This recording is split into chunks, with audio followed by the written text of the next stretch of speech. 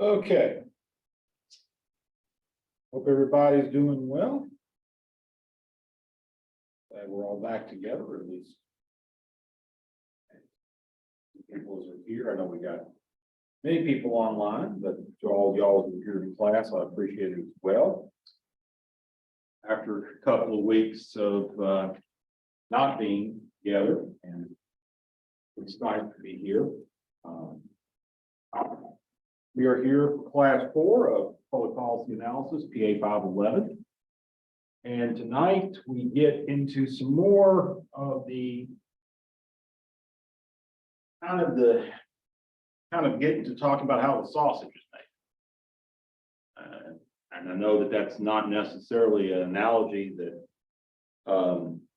why everyone likes, but the reality is, trying to develop government policy is a challenge that is not totally tied to scientific method or rationality or a whole host of things that we would normally consider to be how things should be done. The reality is that what we do in the area of policy development and policy analysis is to deal with a lot of competing interests, deal with a lot of challenges that have less to do with the research and the development of policy and have more to do with trying to respond to and prepare for,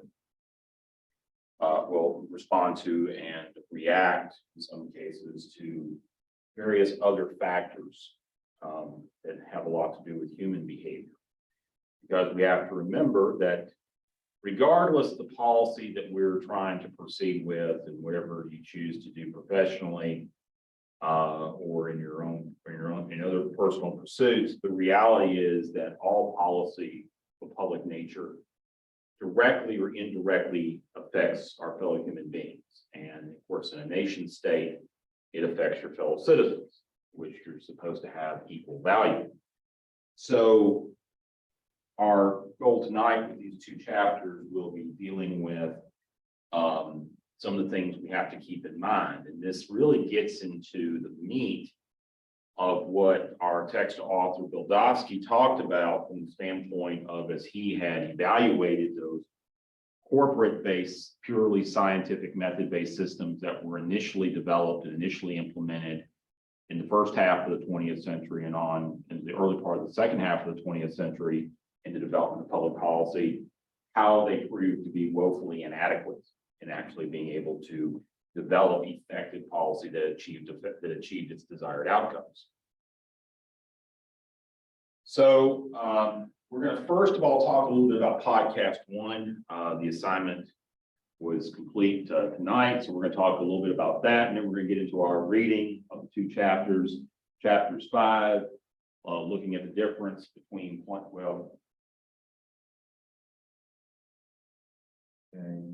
between planning and politics, intellect versus interaction as analysis.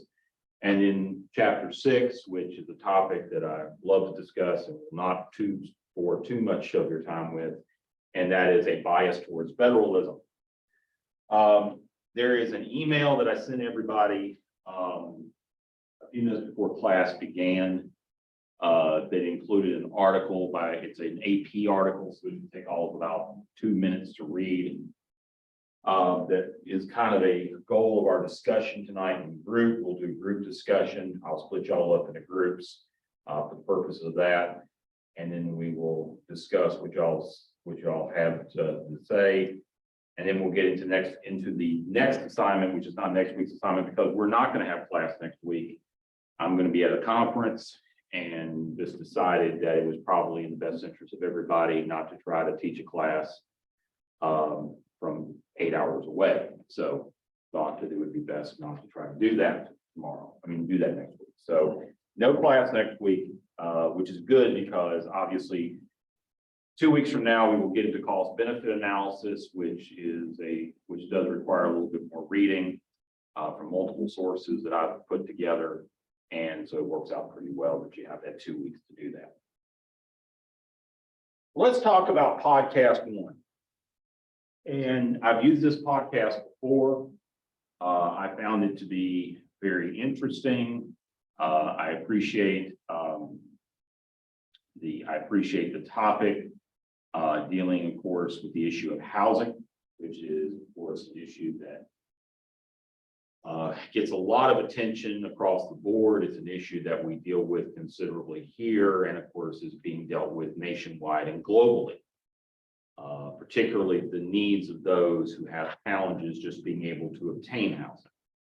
What was general policy discussion about in terms of housing? There are many different elements of housing policy, but what particular area of housing policy was this discussion focused on? Fair chance housing, which brings up one of the toughest words in all of public policy, fair. Fair is a very challenging word, and the reason why is everybody has a different definition of fair. It's probably the most subjective term that we have, and it's a challenge. In this particular case, what do we mean by fair chance housing? Who are we trying to provide a fair chance to?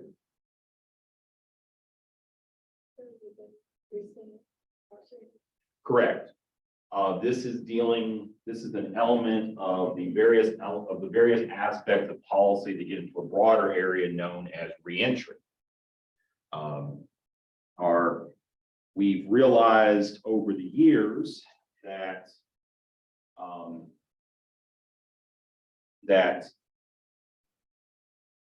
when individuals are able to leave incarceration, either because they've completed their sentences, or they've been paroled, or they've been pardoned or commuted, that the reality is it's not as simple as walking out and going back to your previous life. There are very, very few cases where that happens, and usually it's because people already have significant advantages before they walked in. For most people, however, it is a considerable challenge. And as much as we have tried to do within the prison system to try to help those who are incarcerated, whether through education, job training, counseling, and a variety of programs, the thing that we're starting to realize, and again, this is an example of incremental improvements. It used to be, if you've all ever watched The Shawshank Redemption, there's the scene where Brooks gets out of prison. He was expected to be a lifer. He ends up getting paroled at an advanced age, and basically they send him to a halfway house. He gets a job, but he basically has no idea what else he's going to do. And he's a relatively harmless person. But at the end of the time, he basically is dealing with the fact that there's really nothing for him to do except go home, go to work, go back home. That's about it. And he meets an unfortunate end. But the reality, of course, for a lot of people is that they don't necessarily even have that environment to go back to, a relatively peaceful environment for many people. And while there is this transitional process that many people who are incarcerated go through, the reality is at some point they have to get out of that transitional period and actually resume their lives in a relatively self-sufficient manner. What are some of the challenges that these individuals have with respect to being able to obtain housing? Yes, Zach. Yeah, so one of the biggest problems that landlords are particularly cruel and kind of have this very flat and flattening policy of banning people from both private rental sector and often the public sector as well, based on having certain convictions. They talked about in the podcast, specifically felony. It doesn't necessarily have to be that, but kind of this flattening of all kinds of crimes into a stigmatized idea of sort of like danger around people. Right. So generally speaking, yes, Walter. I would also add that trying to find adequate employment, because typically there's a period of time that you need to be employed, and some jobs ultimately will pass on people who even have very small infractions, but who still have a criminal record, which makes it very difficult to even be able to get housing. So, correct. So what we know, generally speaking, public perceptions of criminals, of those who have convicted and have gone through the system, generally is divided into two groups. And that has basically been facilitated because of how our system historically has categorized them. You have those who commit misdemeanors and those who commit felonies. And legally, our justice system, in the way that our laws are written, in the way in which laws are structured and punishments are delivered, is basically that you either commit a misdemeanor, which is a minor offense, usually involving small amounts of property or minor infractions, or you commit a felony, which is, of course, large scale, larger value, and of course, direct harm to another person, or direct harm to something of intrinsic or some type of significantly defined value.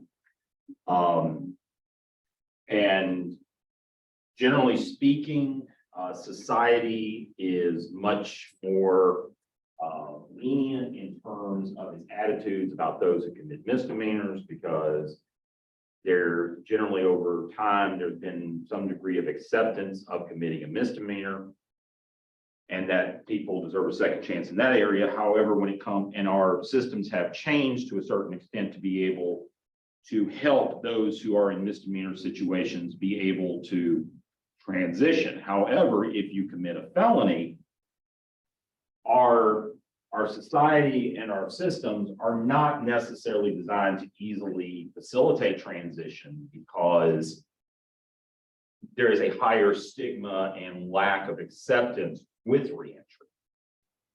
Felonies are often associated with violent crime.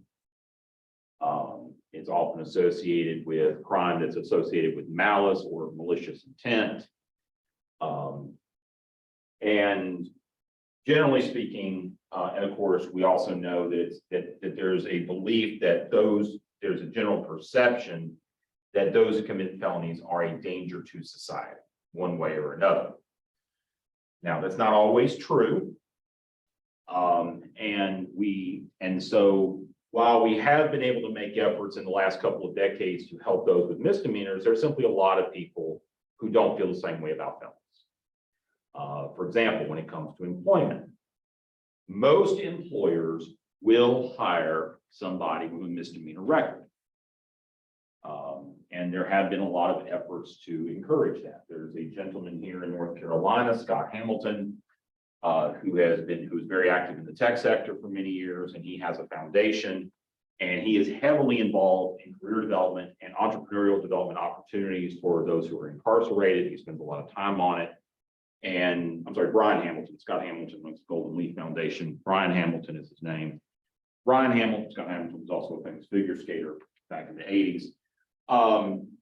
But Brian Hamilton has this program, and he spends a lot of time working with individuals while they're incarcerated to put them in the best possible position to be able to build businesses or be able to transition to working for someone after they're released. The reality, though, is that while that favor has been, as I said before, has been favored to misdemeanor offenders, those who commit felonies don't receive the same degree of consideration. And that's generally because people think that if you hire a felon, that there's a higher potential for recidivism, because that's what they've been told. And that there's also, of course, the possibility that you're dealing with somebody who, based on the nature of their crime, is not necessarily somebody that you would want around you. So we are dealing with a situation here in housing.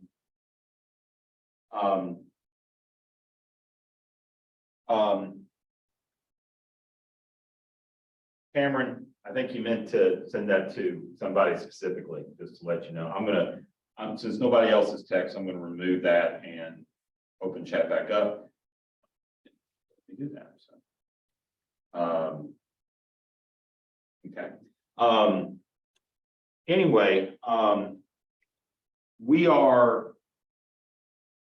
we're dealing with a lot of,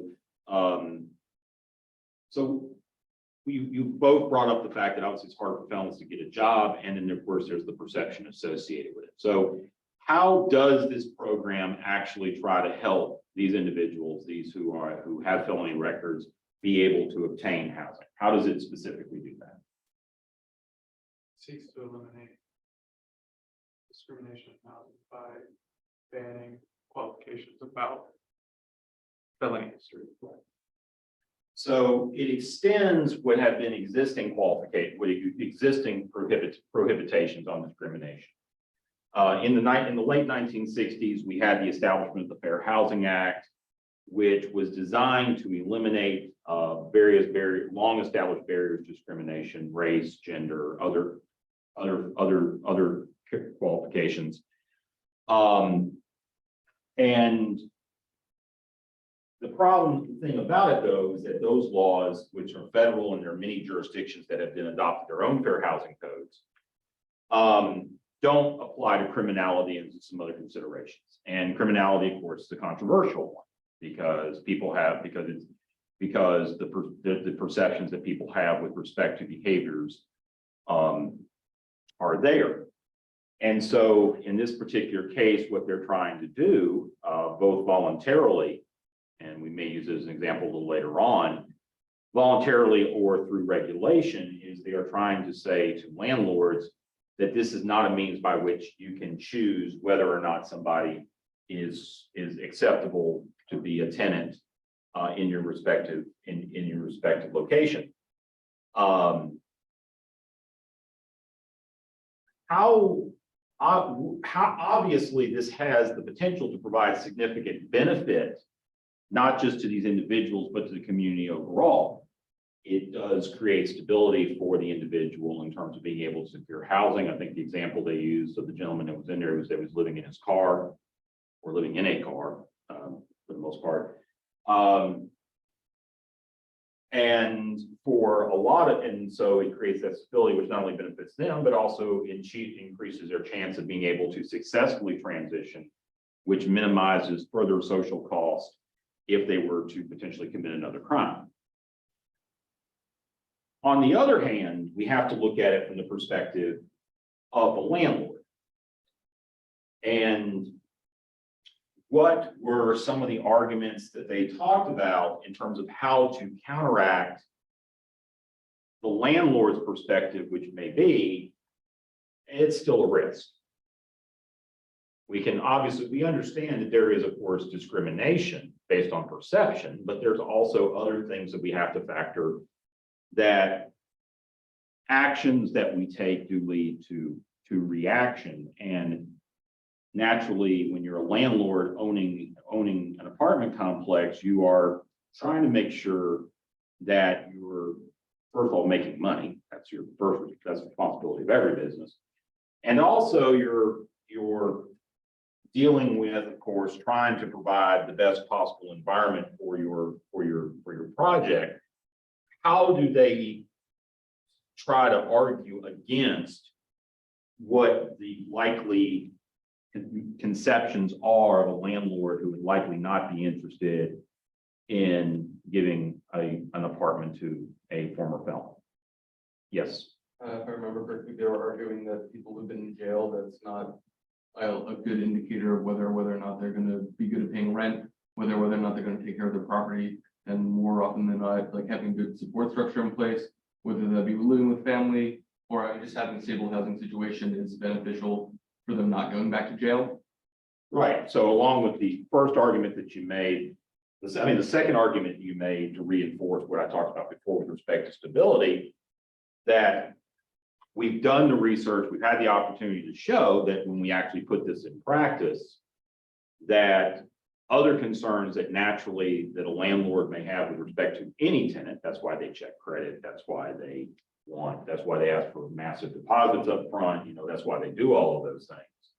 Also, the fact that there is no indication that simply because somebody is a felon, that makes them less likely to be able to pay their rent on time, or more likely to damage property or anything like that. Walter? Yeah, I know they said this towards the end of the podcast. They were talking about the Drop the Box initiative, Yes. and I think Oakland and some of the other places like Berkeley, to try and avoid, just having that on there completely. So that way it's just as the most unbiased view possible of a prospective tenant. So that way, there's no predisposed notion of, oh, they're not going to pay it simply because, they're untrustworthy because they're a former felon. So. Right. Nermin?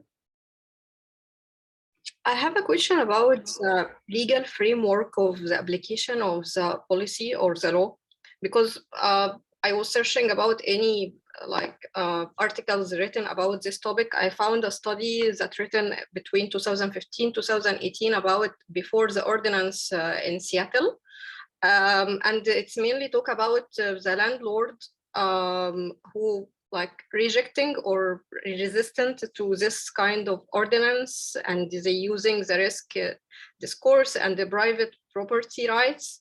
So my question is, can they the application or the legal applying of this ordinance, I have this law, but I have landlord who maybe use private property right, raising the rent or having different conditions that not applying, or not the previously convicted people cannot meet these conditions.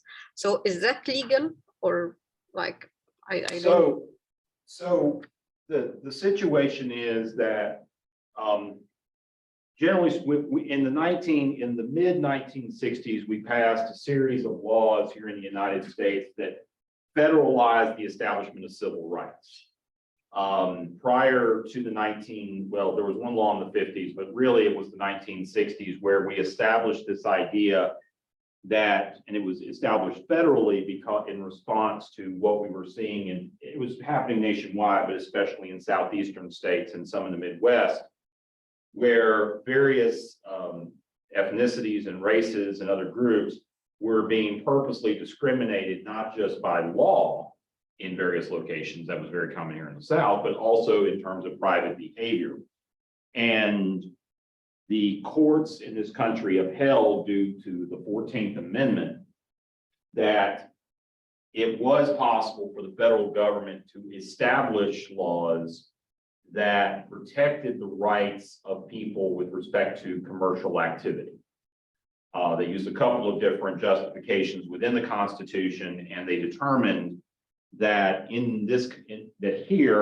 that the federal government could stipulate and say you are not allowed to discriminate on the basis of race, on the basis of gender, on the basis of, and on several other factors. And we've, of course, most recently seen that expanded to sexual orientation. It's not all inclusive. So what that means is that some characteristics, such as whether or not you have a criminal record, is not a protected class, is what we call a protected class, and that does not exist nationally. But based on our constitutional principles, state and local governments, depending on how much power locals are given by their states, and California is a home rule state, so local governments have considerable power automatically granted to them. State and local governments have the right to provide additional protections beyond the federal standard.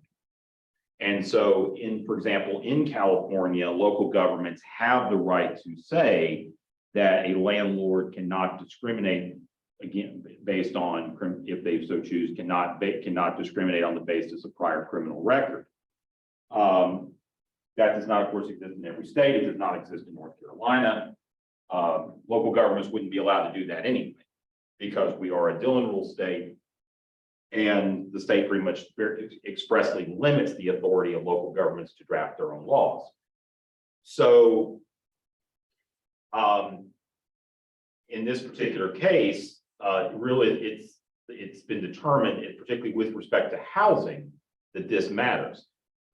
This movement started with job application processes in general.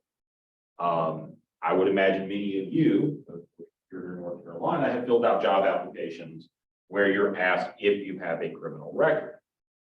And it's now kind of being done from an optional perspective, But in other parts of the country, and I think the biggest one I know of, out in California too, but also as close as Cincinnati, Ohio, have passed regulations that do not allow employers to ask that initially. They, of course, can ask you in interviews and they can do criminal background checks, but they are not allowed to, as part of the application process, ask you initially if you have a criminal record. And the reason why we're doing that is that we have found with research, and it's brought up in the podcast, that individuals who see that a lot of times automatically defer participating because they recognize the stigma, they assume they're not going to get selected, they figure it's basically a filtering out aspect of an application, and they choose not to participate. And the more research we're doing into individuals who have been prior incarcerated, we're finding that while there are potential indicators and there are potential things that can lead them to recidivism, because we do have a high recidivism rate, it is not as simple as saying that somebody who is committed a crime is going to commit a crime again, that there are things we can do to prevent that. Yes, Heather. I had a question that you were, I think, just starting to answer, but in the podcast, they talked about the laws that were going in, sort of these gold star laws in California, in Oregon, and they were talking about how they took the process completely through, I mean, so it basically guaranteed that wouldn't be considered completely through. And some of the challenge I think they were throwing out to some of the other laws and policies nationwide was that maybe they took it out of the beginning, but the end result was still the same, that they were filtered out. And they had a chart, a comparison chart on the website, on the Fair Chance Housing Coalition's website, that kind of compared some of the policies, but I couldn't get to the, why is that, or how functionally are they saying it? So does it come down to a states' right Dillon law type of thing where some of the other nationwide policies just can't dictate that you can't consider it throughout the whole process? Or did they build in some other functionality or some other way that makes those successful throughout the whole process? It's first of all, because this has not been federally there's no federal intervention in this process at this point. Congress has not passed any laws that state any protections in this matter. It is purely a state and local issue at this point, and it's all dependent upon, first of all, what a state decides to do. A state could pass a law and make it across the board within their given state. They could choose to do that. Local governments, it is purely whether they have the authority to be able to do this, and that is basically whether or not they're a home rule state or a Dillon rule state. So why you will see difference, and of course, because it's being done locally, not everything's going to be uniform. There's going to be variations, and from one perspective, that allows us to see what model is going to work best. At the other time, it also means that there's inconsistency. Yes, Henry. Oh, sorry about that. I was getting unmuted. So I had a question about the landlord's perspective, because as I was reading through this and listening to the podcast, I really felt that they were underrepresented. Is there any, counter arguments on this? Because I mean, I could see that they would feel a certain type of way. I mean, I've started reading the book Evicted, and I can only think about what Sharina and Lamar would think about these initiatives, given the situation that they've dealt with. Right, and obviously with any type of commentary or anything like this, it's not always possible to have both sides of an issue properly represented. And what I will say, obviously, is that landlords, generally speaking, because of how we traditionally overall consider property rights, and when we're talking about the physical property of land and buildings, how we value them in our society, that there is a very large segment of the national population and that puts a high premium on those rights. That obviously the idea is that, your land is your right, and that and there's of course a sizable population that even if they personally don't agree with discrimination and don't want discrimination, also believe that if it's your land and your property, you should have the right to do with it as you want. There are also those who understand that there has to be some ceding of those rights with respect to society in order to uphold societal values, including the idea that we should not discriminate.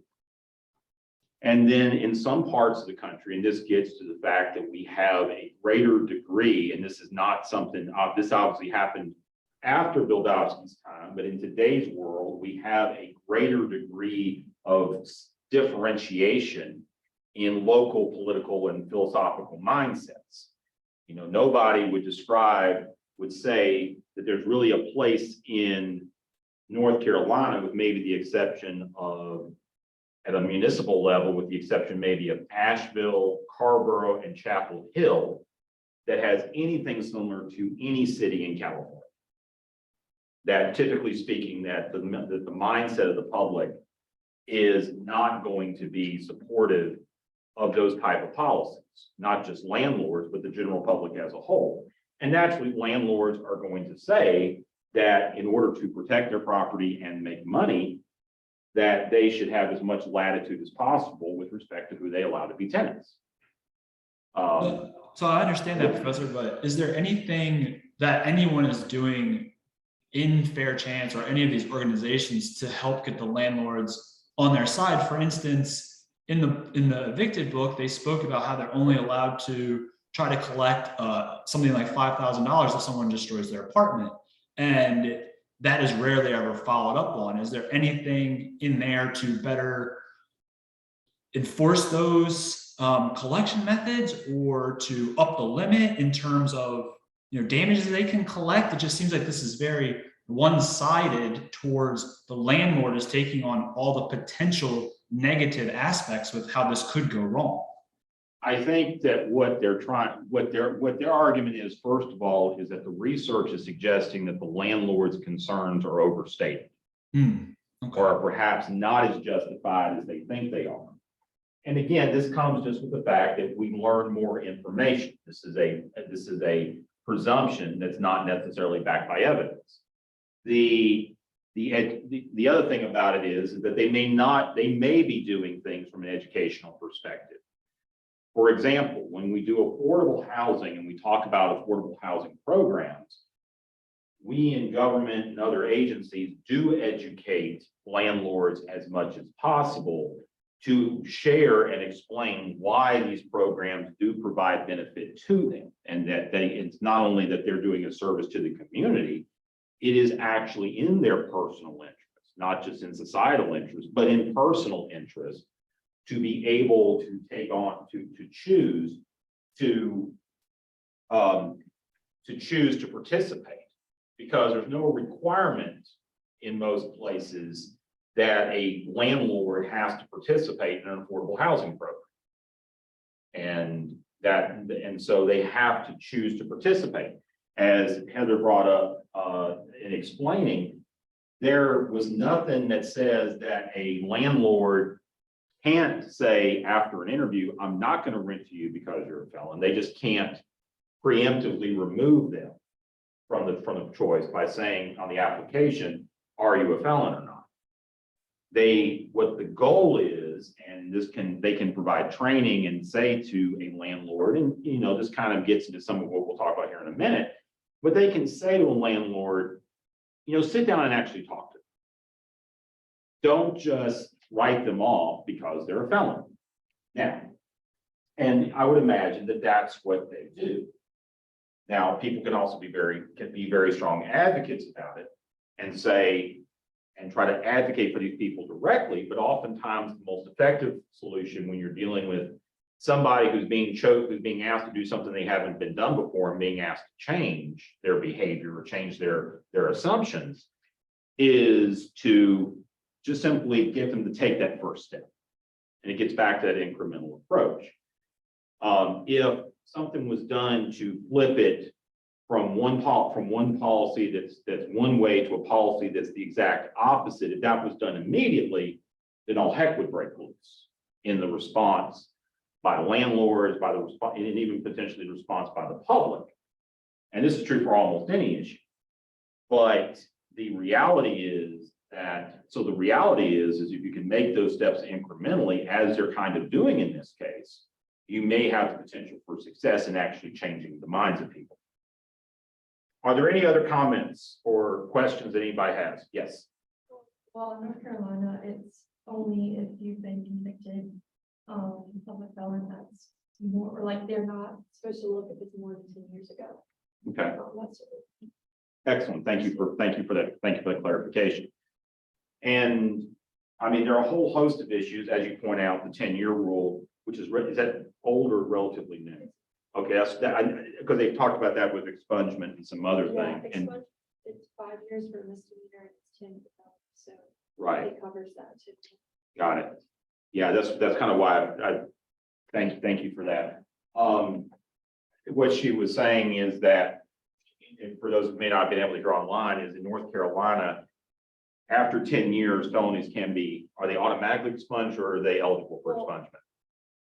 After years, felonies can be expunged after 10 years if you go through the process. Got it. But housing is not supposed to consider it after 10 years. Understood. Okay. So she was clarifying, in North Carolina, they cannot consider a felony in your housing decision after 10 years. So that was probably a compromise move, but it does exist. So that's something to think about here in this state. And again, that was determined by the state. There's no local ability to adjust that any further. Any other questions? Yes. So this is less of a question, but thinking on how one policy affects another, if something like fair chance housing were to be passed at the federal level, obviously Kamala Harris is an advocate of that. So there is already in the United States a housing shortage. Yes. Not that there are inadequate units, but there are, plenty of unoccupied houses, but there's already a housing shortage. Yes. If something like this were to happen, to be passed, the housing shortage would be exacerbated in a way that I don't think could be addressed without another policy. And Absolutely. it goes on to show how one policy has to enact another one, but without a huge expansion of the resources for either affordable housing or changes to the regulations on housing codes or changes to Section 8, that's just something that I thought about when I was listening to it. Right. And anything that you do which increases the pool for demand, the pool for eligible demand in this case, is naturally going to affect the market because supply is not necessarily going to respond to it. Right now, in the housing market, we have, and this actually came up because I was presenting to our Chamber of Commerce back home this morning, because somebody was asking about, we're dealing with this inflation issue. It's driving up the cost of housing. There's a lot of manipulation by hedge fund companies, businesses, and everybody else just buying homes for no reason. The reality is prices are going up, and of course, the Federal Reserve response to inflation, generally speaking, is to raise interest rates. And what I was explaining to them is that when we raise interest rates, that's the last thing. Hopefully, if all goes well in the market, and I know this is more for political economy, but we'll talk about that for a minute. If all goes well in the market, the market recognizes that supply has to be increased to meet demand. And that happens, and it hopefully naturally balances out. The problem is that's not happening because the housing market, so we have a market failure. And as a result, we're faced with a situation where, because the money supply is too great in general right now with respect to the available supply on just about everything, the Federal Reserve's having to step in and raise interest rates, which solves the problem in the macroeconomic sense, but of course it creates a tremendous amount of trade-offs. And like, for example, mortgage payments, the average mortgage payment is more than doubled in a very short period of time. Not only due to housing prices going up, because mortgage rates are going, interest rates. So there are considerable trade-offs that have to be understood, and it doesn't mean. And the thing about to understand with policy is that you always don't avoid taking a policy action because of trade-offs. Sometimes you just have to accept them and hope that they're short-term and hope that you can work it out later. But the reality is you still have to acknowledge them. When there was somebody who asked a question here, Lindsay, like how people are waiting for affordable housing on lists for years. We can pass a policy that says housing is the right, but it doesn't matter if there isn't enough housing. Absolutely. And the government, there was a time in the 20th century where the government built housing. Today, we pretty much use this kind of hybrid model where we'll subsidize rent and in some cases construction, but we don't try to own it as much as we used to. There was a time that we did that and it didn't turn out very well. Most of our projects were large, high-rise apartment complexes. If you lived out here in the rural areas, you had duplexes, but in most areas, in the cities, it was high rises. And that facilitated concentration of poverty, which led to virtually unlivable conditions for those who lived there. So we've kind of moved away from that model. And so the reality is we're dependent upon the private market for the most part to build homes. We haven't taken the step of building them ourselves yet. And the problem is that the private market's not responding. So we know there's a problem and it does exist. And right now, the housing, the builders, the developers, except in specific locations like the Triangle area, to a certain extent in the market, in the market housing area, and in a few other markets that are growing. But from a national perspective, they're saying, we're not going to be building right now. Okay. Excellent discussion. I like how y'all are taking an even deeper look at what you're saying, so I'm glad that worked out. So, chapter 5. And when we talk about planning and politics, there's a subtitle he uses here called Intellect versus Interaction as Analysis.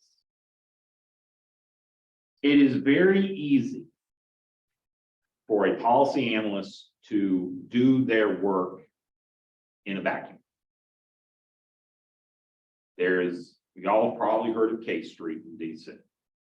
And all it is a bunch of really nice office buildings. And in those office buildings are all of these think tanks that are on both the left and the right and everything in the middle. And some of them are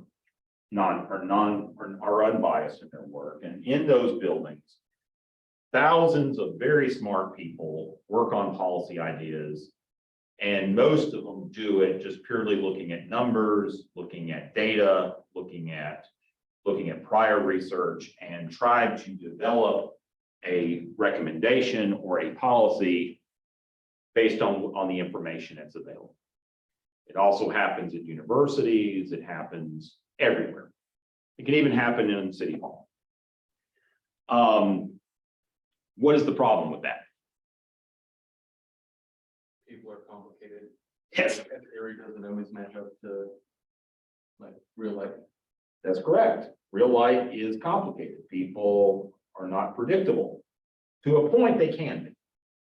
But generally, but and especially society is not predictable. Society is not predictable. Individuals, sometimes you can figure them out, but society is not predictable. Walter, yes. It's also pretty inefficient, considering how many people there are, and sometimes you're not going to get a unified response to certain policy initiatives. So it might just take all day or all week or all year potentially to resolve one issue. Absolutely. There have been many times in our history where we have tried to implement policies that, and it gets very much similar. We have to remember that the social sciences, that even in laboratory science, like biology, chemistry, and others, those experiments occur in an ideal environment. We have to remember that. there are obviously here at NC State, we've got whole buildings dedicated to various elements of biological chemical research, where of course everything is clean, everything is spotless, everything is controlled, and they can do just about anything. And of course, see how things work. And the reality is, of course, then you try to replicate those same results in a natural environment. It's not always possible. So that happens in laboratory science, where there are significantly more absolutes, more laws, more definitive absolutes that exist than they do in the social sciences, where the environment is far less controllable, even in the development of policy of an idea, and certainly is far less controllable when you're actually trying to implement it. Yes, Amin. I don't know, is it like similar to like following a quantitative or qualitative approach only, like depending on data only, or depending on qualitative analysis only? But I believe there is maybe combining both together, it's better. For example, at my work, we cooperate with JPAL for randomized control trials, that when implementing a project, we take data and we analyze it and we see if it's fit with people or not, and is it this intervention is the best for people's need, or we can modify it, like having both, like the quantitative, the qualitative. Right, and that gets to why Wildowski talks about the whole concept of policy of this whole concept as an exchange.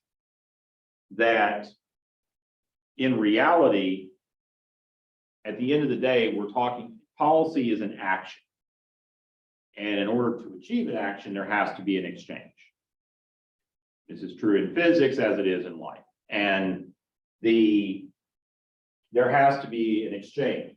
And so he talks about, let me just pull it up here. Analysis is based on exchange, what individual or groups will give up for what they can get. If we can get what they want, if we can get what we want without ceding anything, then we are either in a condition of perfect freedom, no obstacles to the realization of desires, or of absolute constraint, no movement can take place. So, the chances are you're not going to be in one of the two. You're not going to be on either end of the spectrum. You're going to be somewhere in the middle. And so there's going to be a need to facilitate an exchange in order to be able to achieve a result. And that's recognizing that the environment in which you're developing policy is not ideal or is not controlled. And realizing that you then have to adapt to it, which means you have to, from the beginning, work with those that are going to be affected by it. For example, last night we started in Rocky Mount, we started a series of public engagement meetings about the utilization of the remaining funds that we've received under the American Rescue Plan, about $5 million. And obviously, as staff and even our elected officials, we have ideas on how these funds can be used in an efficient and close to optimal manner. We actually, just earlier this week, actually talked to council about water and sewer improvements, which serve a public good, which need to be done, which provides significant benefit to the community, and would make an ideal use of these funds from a long-term investment perspective. However, we do have residents, however, that because they know that these funds are available, are more specific about what they want. And during the course of this engagement session, which I set up to be very open-ended, did not really control the frame of debate, except to simply say, please direct your comments to the fact that this is about ARPA money. Don't just come up here to talk about if you want to talk about your sidewalk, at least say, can we spend some money from ARPA on your sidewalk? The the reality was that they came up with a whole host of things. We had people talk about housing, which we had already set aside ARPA money for, but they want us to put more money into housing. We had people talk about roads. We had somebody come and talk about the planetarium at our children's museum, which is basically an end of life and needs to be replaced. So we had a whole host of comments, and we're doing this because, from my perspective, in this case, it's simply my job from a policy matter to gather the information and simply synthesize it from the standpoint of saying, here's what the public wants with respect to the money. Try to identify where the commonalities are, show that to council, and then say to council, you're the ones who make the decision. You know, we can obviously make recommendations, but where are you kind of leaning at this point? Yes. Obviously, this sort of gets to the issue of the people that have the time and resources to get Yes. there. So I'm curious if the city is doing anything to reach a wider audience. We've got these engagement sessions, we're doing 10 of them, 3 citywide, 1 per ward. We have an online survey. It's also available in hand. It's also available in hard copy. And we also have an email address set up where they can just provide narrative comment. So, you know, I'm not saying we couldn't do more, but for the amount of resources we have, we're doing a lot. And I'm trying to keep the total cost of this down to like less than $1,000. So, you know, it's the most intensive engagement process we've ever done for anything. In terms of, and my goal, but you're absolutely right. If my goal, I live in a city of 55,000. If I get 2,500 total responses across the board, I will be thrilled. And that's only less than 5%. So you're absolutely right. And you know, that's one of the challenges with Exchange. Yes. Okay, I just wanted to make sure, sorry. You know, one of the challenges with exchanges is that, and in all engagement, because when we're talking about exchange, we're talking about engagement. In all engagement, you are obviously going to have to deal with the fact that not everybody participates equally in society. We live in an opt-in society. It is an opt-in society, not an opt-out.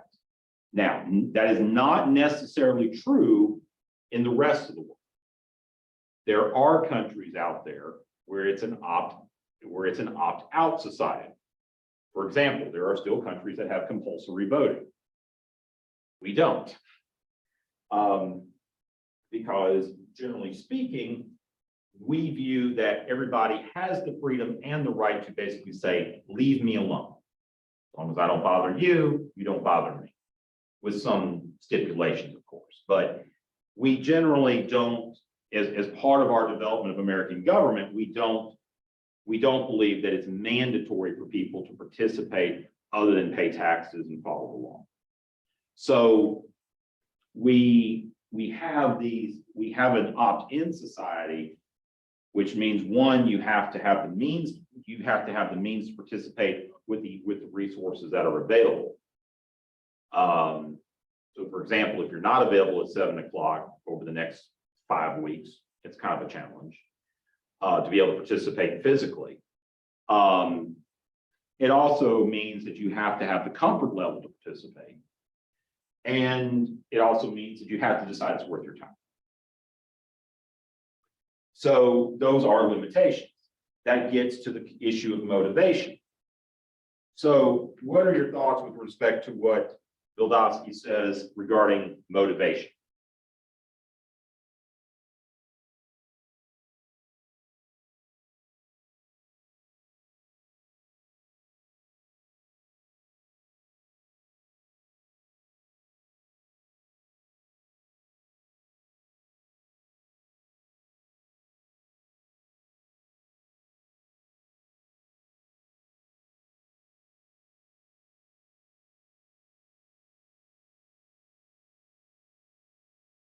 Well, he says first off, like not everybody's motivated by the same factors.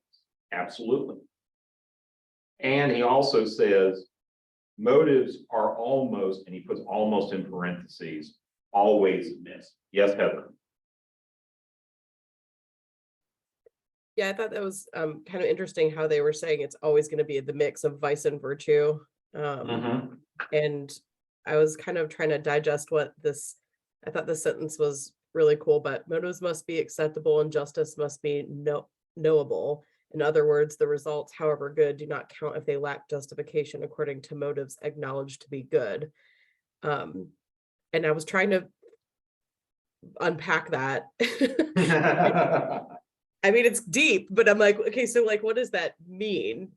So, you know, is he saying there's a trade-off there?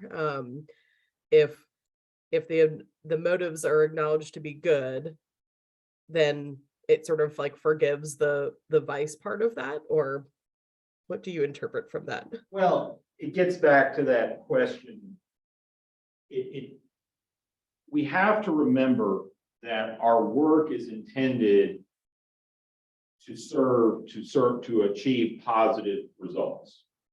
And from this perspective, it means just results, positive meaning just. And the reality is that it's very easy to fall into a trap, and we've certainly, as a nation, shown this on numerous occasions. I mean, we have an entire agency dedicated to basically ignoring virtue and morality when it comes to their work. It's called the CIA, or at least that's the perception a lot of people have of it. That it's important for us to make sure that we are motivated by the proper virtue to achieve the just end. So, for example, during Bildovsky's time, and when he was writing this, there was a very big problem at that time, a very significant process going on in Washington. Congress had convened a special commission known as the Church Commission to investigate the actions of multiple federal agencies, especially the CIA and the FBI, because it had been discovered following the death of the FBI's first and longest serving director, J. Edgar Hoover, and subsequently the actions of the CIA under multiple presidential administrations, that these agencies were not following the law in their efforts to try to, in their mind, achieve the positive result of protecting the American people. The FBI was involved in a whole host of wiretapping and other actions that were violating individual freedom. They basically had a file on everybody of any status. And the CIA was running a whole host of programs, primarily outside the United States, but even some inside the United States, where they were facilitating ungodly events in an effort to try to prevent the spread of communism or other unacceptable totalitarian regimes. We just wanted our own dictators. Dictators that were nice to us. So these programs were going on. They were not being properly, there was very little oversight, and we were generally in an era throughout in the post-World War II era from the mid-40s through the 1970s, where there was a general attitude that the means justified the ends. I'm sorry, that the ends justified the means. The ends justified the means. And this was a big issue at that time, and they were trying to make efforts at that time to try to correct it. Some of them were successful, other of them were not, because people are valuable. People are always going to be challenged by the issue of vice, as Bildovsky brings it up. He's kind of telling you, hey, what we're doing is great, but it's not going to necessarily solve all our problems. It's going to be a constant issue that we're going to have to constantly monitor and review. But it was very important to understand. And what we realize is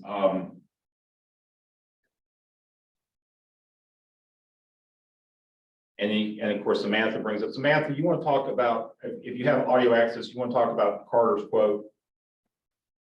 Sure. I just thought it was interesting when he talked about Jimmy Carter's oil policy, and he basically said that, you know, determination of what would be, you know, good is not always what would be effective. necessarily. And so like while his policy might have had really good intentions, that doesn't, just because you have good intention doesn't mean that the policy is going to work or it's the most effective way to go about something. Right, and we've learned that a lot of times. And of course, he's also writing this during the Carter years, which were a very challenging time. It was a situation where you had somebody in office who a lot of people thought was capable of the job, and in many ways was. I mean, highly intelligent, experienced as a governor, and and somebody who many people thought would make an ideal president. And what became pretty clear within a very brief period of time was that his approach, and he actually talks about this, he dedicates almost an entire chapter to this, his approach to government was not very effective. And that was just one example. So then and this ties very well to motivation, we deal with this issue of planning and politics. And what I will tell you is experience will teach you a lot. Whether it's an internship or 25 years of actually doing it. The reality is that planning and politics are definitely not going to align. And it gets back to that motivating factor, because as Voldowski mentioned when I said it, is that a lot of times we can't even figure out what the motives are. We miss the motives. And in my job and in the job of a lot of people who work in administration, where we're kind of in that advise, counsel, try to get all the pieces together so that people can make the right decisions, we have to figure out what is said and what's unsaid. 70% of communication is not actually verbalized. Now, of course, a lot of that has to do with face recognition and stuff like that. But at the same time, there's a lot of things that people are thinking that they're not going to say. The worst thing that can happen to you when you bring up an idea is to have a quiet room afterwards, where everybody kind of goes, okay, that's fine. If that happens, you either miss the mark entirely, or nobody wants to say what they really want to say. And they may just be nice, or they may be like, I'm not going to, it's like a poker game and I'm not going to turn my hand over. So it's a challenge. What are some of the thoughts, some of the key things you found in this section of the chapter?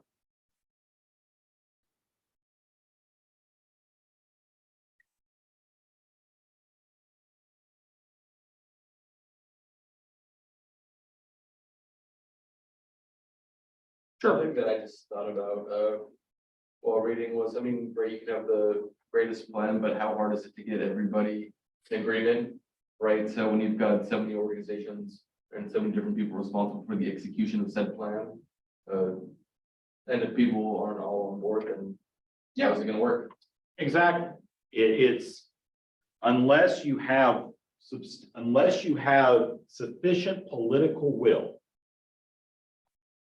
Either you have to have mutual agreement or sufficient will, or both is best. You are unlikely going to be able to actually implement an effective policy. Either it's not going to get off the ground to begin with because it won't be approved, or the implementation of it is going to be challenged by the fact that alliance, that will, is not going to be there throughout.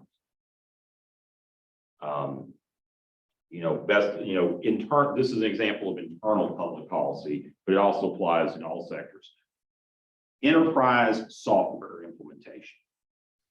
For any of you who've ever gone through that, where we're talking about our financial systems, the key software that is used to manage your organization, keep the books, handle payroll, handle utility bills, tax issues, all of those things. And the same thing is true with point of sale systems and inventory management in the private sector. You have to make sure and if you do not have the absolute championing of whoever is in charge of the organization for the implementation of such a system, it's not going to go anywhere.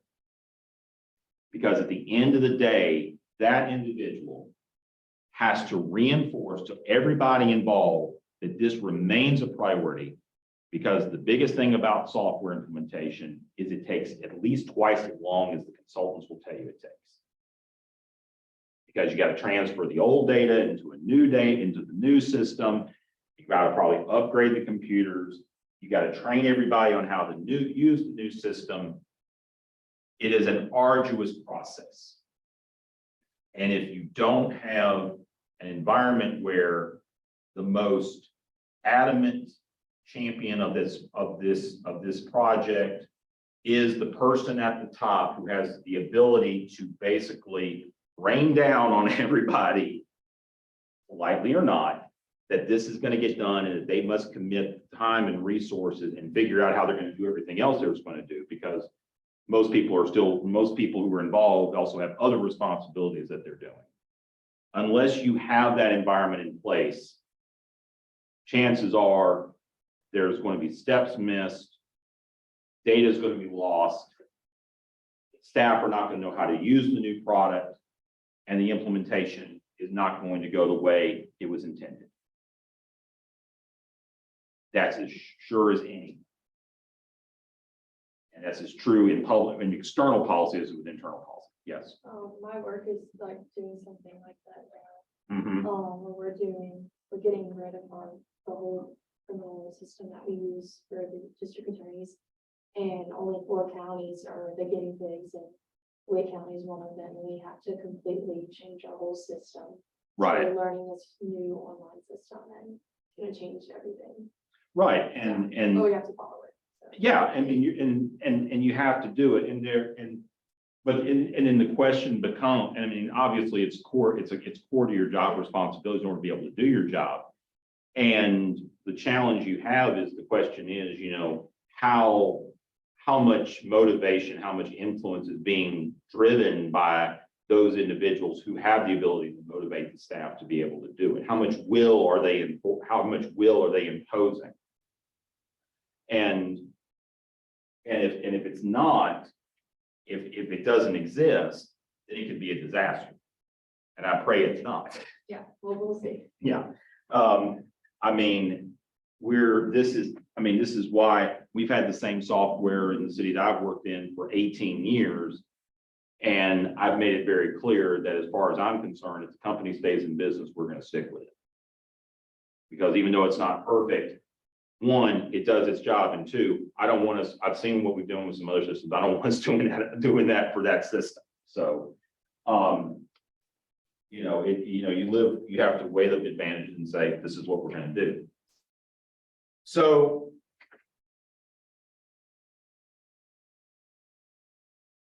there's a chart on page 121, which kind of goes over some alternative styles of policy analysis. In talking about comparing the interaction with intellect. From an institutional perspective, you have markets and politics compared on the social side, planning on the intellectual side. When it comes to calculations, social is partial, intellectual is comprehensive. You have a tendency to want to build it all in a vacuum, but when you get out in the real world, you kind of have to put it together in pieces. Calculators, in a social interaction environment, there are many minds interacting in an intellectual situation. You're dealing with a single-minded decision. Decision-making, as we said, from a social perspective, is the process of exchange and bargaining. If it's done intellectually, of course, it's comprehending and deciding. Error, when you're working in a social environment, you realize there's going to be error, so of course the focus is on correction. In an intellectual environment, you may try to avoid error, think you can avoid error. Criteria is, from a social perspective, you're dealing with agreement. Intellectual criteria is based on right. And then from an administrative perspective, in a social environment, you're looking at reactions, how people react to policy. In an intellectual, you just basically give orders. And that can easily describe some of the systems we have in this society on a global scale.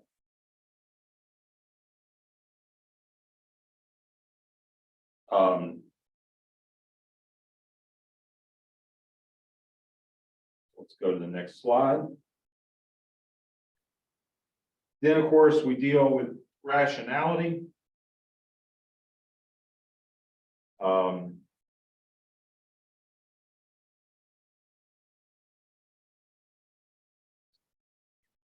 There's some good points that he makes.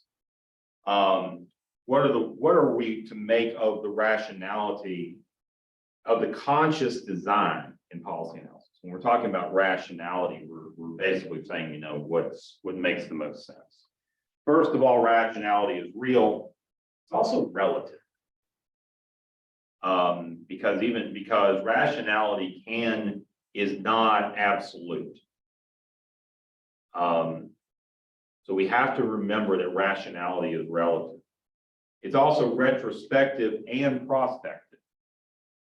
So it takes into account the past, and then it also tries to be predictive of the future. And it is a property both of politics and planning. So it is a way that we can tie politics and planning together. Rational thought, rational action does help tie them together. In my work, at the end of the day, when it comes to my boss, whether it's the manager or if it's counsel, my job is to deliver what they want. And I'm here to figure out how to do it. Follow the law, follow policy, don't spend a lot of money, figure out how to make it happen. There are some imperatives that we can think about, and they talk in particular, there's different types of ones here, but for the sake of time, I want to focus on the two topics that I bring up, because in Vildovsky's work, these are two concepts that he is very well known for. And they truly define what what the work of policy development and analysis ends up being. And the first one is muddling through. So would someone like to offer their interpretation of what Vildovsky means by muddling through?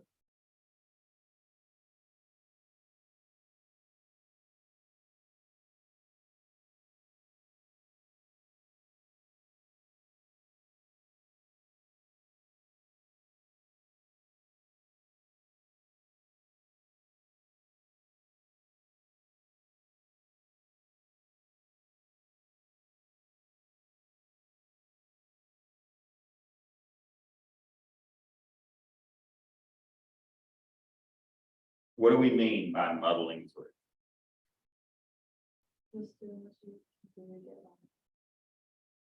There's a truth to that. It's a respect of that this is an incremental process, and that our goals, if we are applying the right virtue, if we're focused on doing good, if we are being responsible in our approach, that it's about doing as well as we can in a given situation, given the realities of that same situation. Policy, effective policy is never perfect.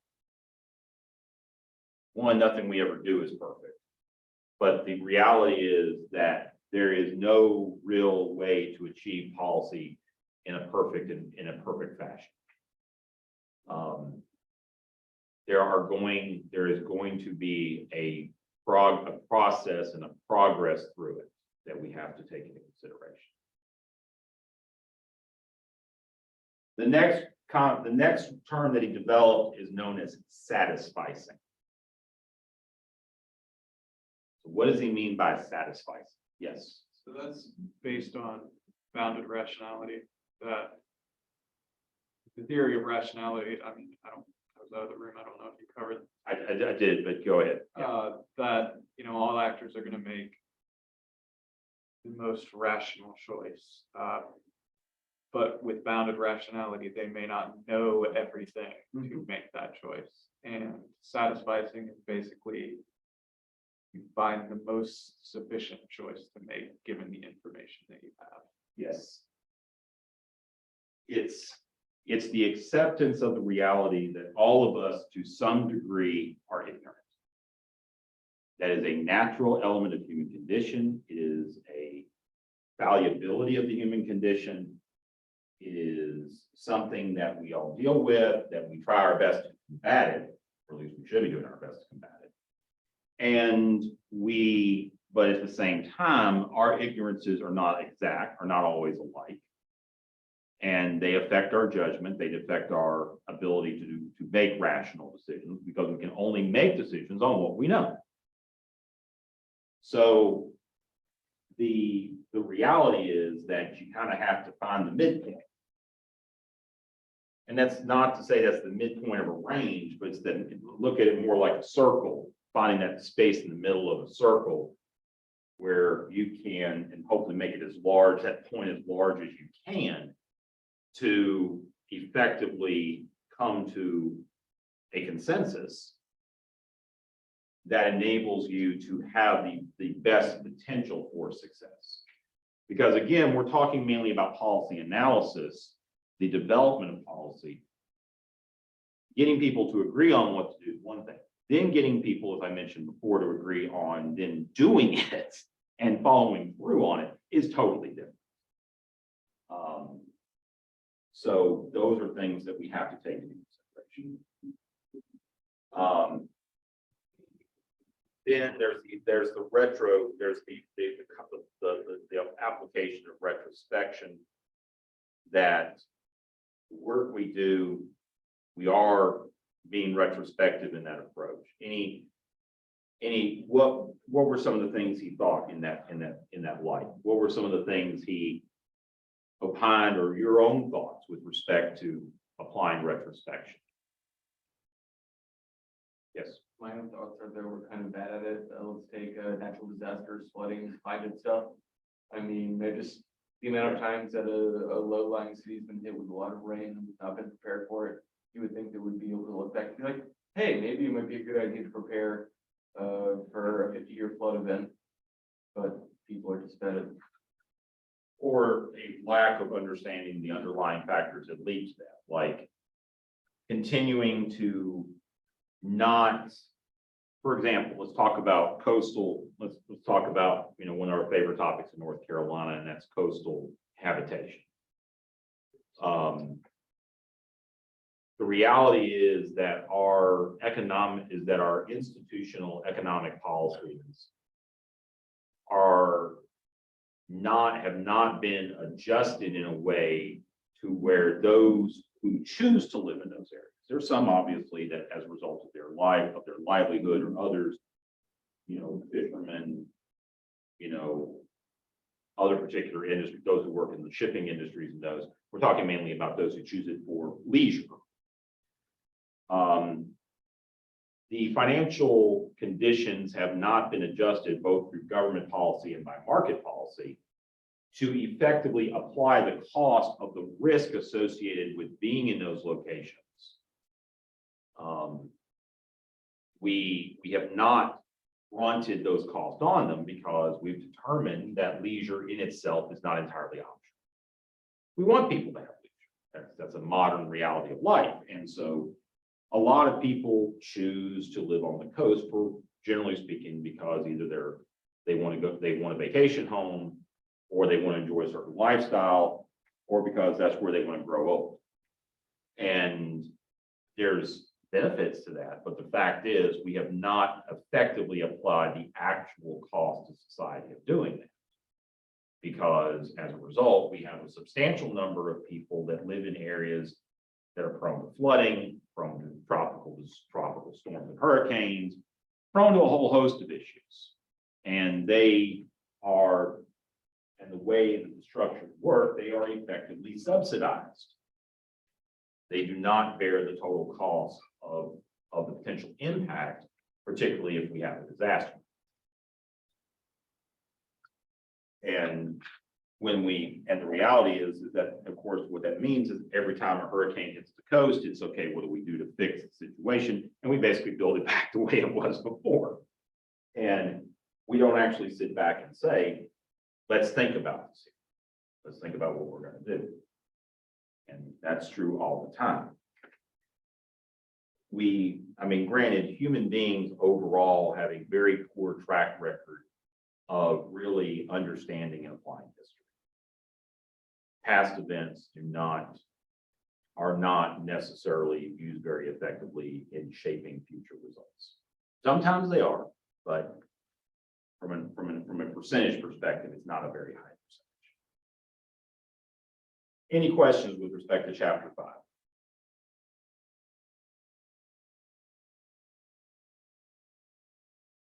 Okay. So I have taught intergovernmental relations before for this school, and it's probably my favorite class to teach. I really enjoy teaching this class too, but I really enjoyed teaching intergovernmental relations. And we're talking about this issue of federalism.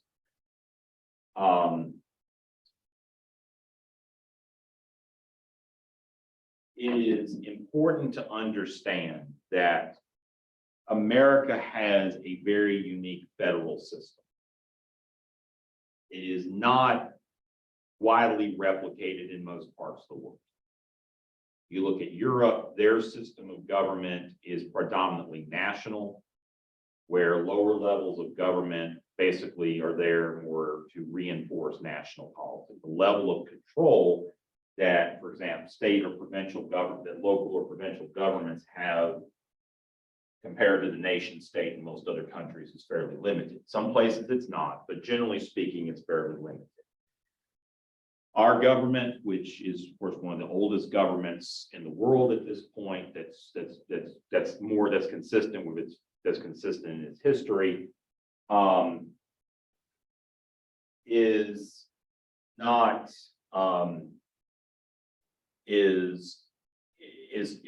that's kind of a key characteristic of it. And particularly in the development of public policy, thanks Lindsay for mentioning Germany.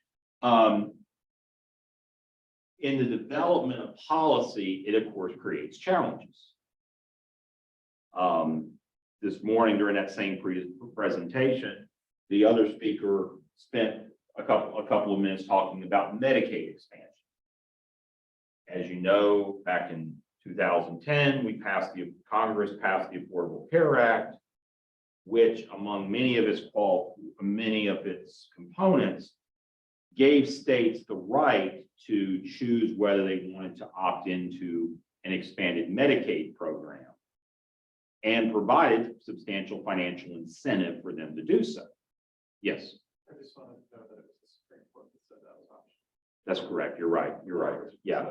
Originally, they said it wasn't, but then they came back and you're right. The Supreme Court said in the decision that that was optional because that was utilization, because state funds were involved in it. And so they determined you can't force the state to spend those funds because the way Medicaid had been structured anyway. You're correct. My senior moment there. But the reality is that there's a handful of states that have chosen not yet to participate. North Carolina is one of them. And so the question becomes, why don't we?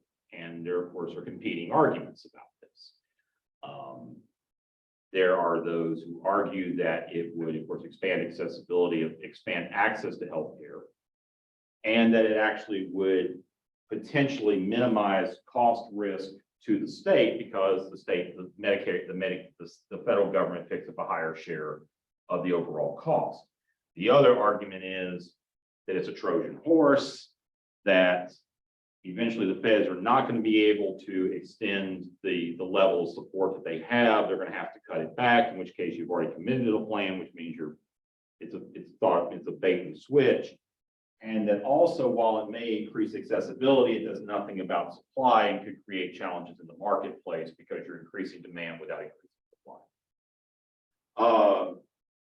So there are a couple of different ways to look at it, but the reality is that in our system of government here, it's not possible necessarily, at least in the current environment, to be able to facilitate a national solution like this because of the way our laws are working. And so there's a lot of interaction that has to take place between the national government and the state government and the local government, or the national government and the local government. And we've seen this grow, this relationship between national and local, which has really developed in the last 30 to 40 years. Really didn't exist as much until basically the 1970s, 1980s, to try to implement policy or develop policy, because the reality is that our national government is not built into a system that is able to really deliver policy on a national level. I don't work for the US government, I work for the city of Rocky Mount. Some of you may work for a state, but you don't work for the federal government, and you're accountable to whoever is elected, whoever is at the end, whoever the chief executive of your given organization is, which is not the president. So the reality is that there has to be an ability to join these institutions together and actually achieve results. And so we have a couple of different models that he talks about here. First of all is cooperative coercive. What does that mean? What do we mean by the cooperative coercive model? Cooperative, coercive, national, state, and local all work together in pursuit of a policy objective, whereas conflict and consent is, I mean, kind of like we were talking about with the Medicare, states have the option. So that they have to give their consent to have the federal government come in and tell them what to do. Right. That in the cooperative coercive, everybody cooperates because they have to. And we have in that, what are some areas of policy that you can think of where cooperative coercive applies?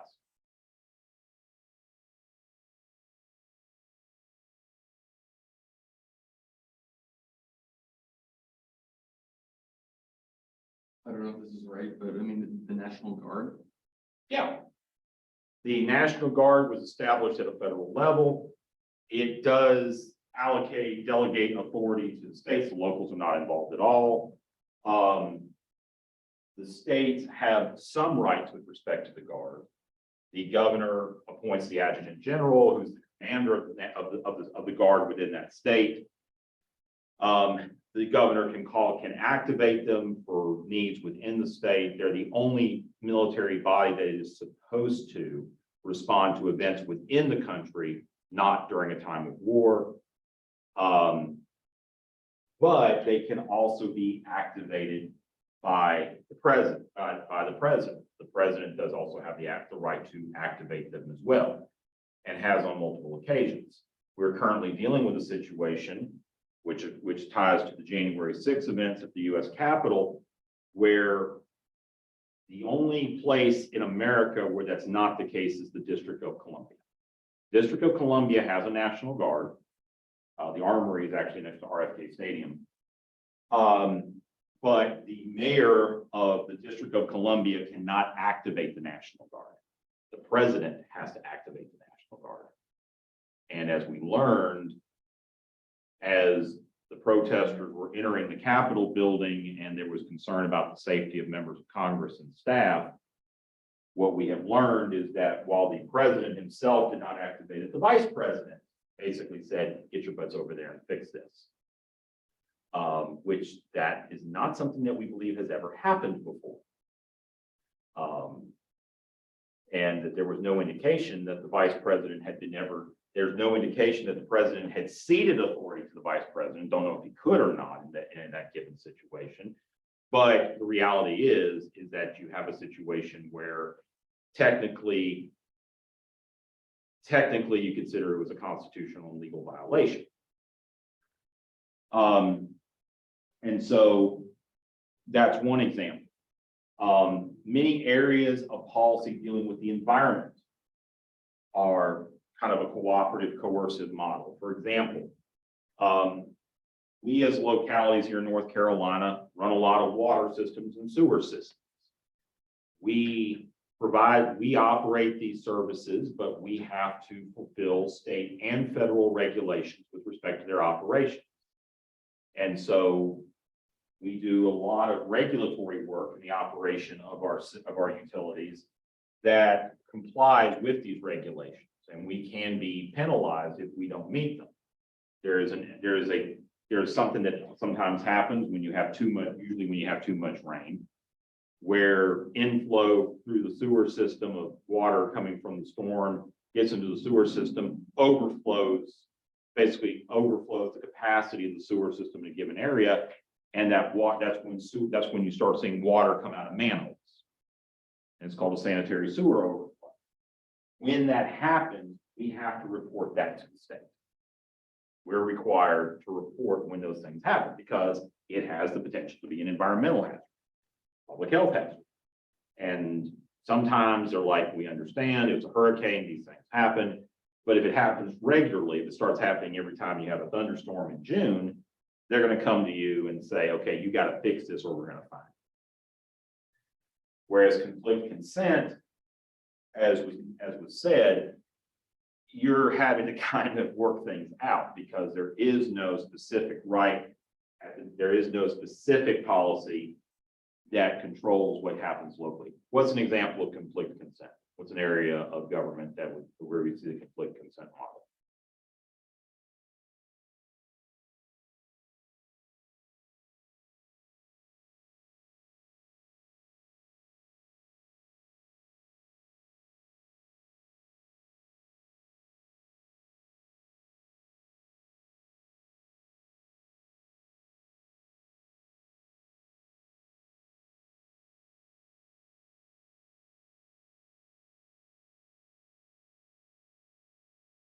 It's like public health policy, Yes. like pandemic policy. Okay, pandemic policy, that would be an example. There was not a lot of federal policy that was deployed because the federal government does not really have the right to tell you to stay in your home. That's generally viewed that the federal government cannot impose that level of control on you, even in a time of emergency. And so the federal government basically established guidelines and then tried to use whatever regulatory actions it could to try to enforce those guidelines in certain areas. For example, the CDC requirement, the CDC determined that it had the authority to basically say that due to COVID and its effect on people, that you could not be evicted from your rental property.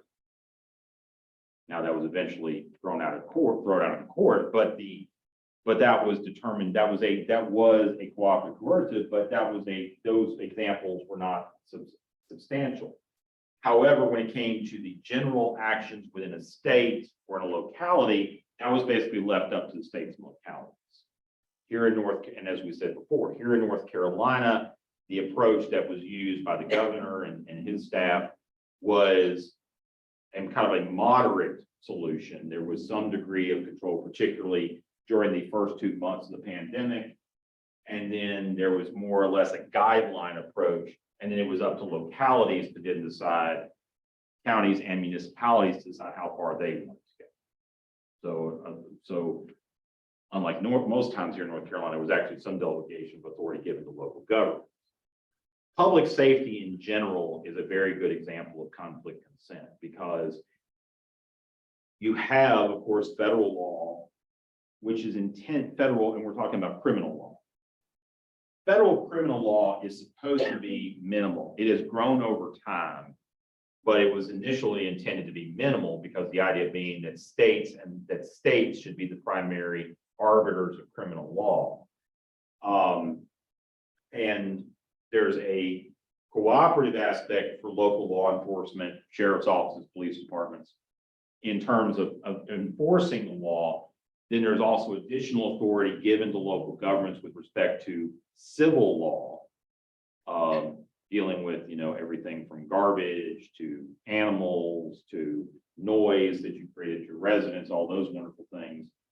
And and while there are standards, it's really up to local law enforcement agencies to determine how they operate. They have various standards they have to meet, but they're given a tremendous amount of discretion in how they function. Each police department is a little different. I've learned that in my experience, that no two police departments are alike, no two sheriff's offices are alike, even though there are a little more sheriff. The only thing that's consistent about sheriffs is that they all are elected. So with this reality, we have to figure out how to achieve efficiency. And the first one kind of gets to the issue of scale. There's the size of an organization versus the number of organizations that you have. Sometimes it works where you can have a larger agency or a larger singular initiative to achieve a policy result, because it's the kind of policy where there's going to be wider acceptance and there's not going to be as much differentiation in terms of how it is going to affect those who are impacted by the policy. However, we know that if we don't take into consideration the potential for differentiation at a local level, which is a significant issue we have in this country, because we are a heterogeneous population and there's a lot of variances from one place to another, we typically go to the idea of number, i.e., instead of having one big agency, we have multiple agencies spread out geographically, where whether it's through direct relationships or more through delegation of authority, are responsible for achieving policy results. Then we have, going back to what we talked about in the last chapter, the whole matter of interaction versus cogitation. How does policy get developed? Does it get developed by actually engaging with the public you're serving, which typically happens at a local level? Or does it get developed by somebody in Washington reading a whole bunch of data and figuring out the best result?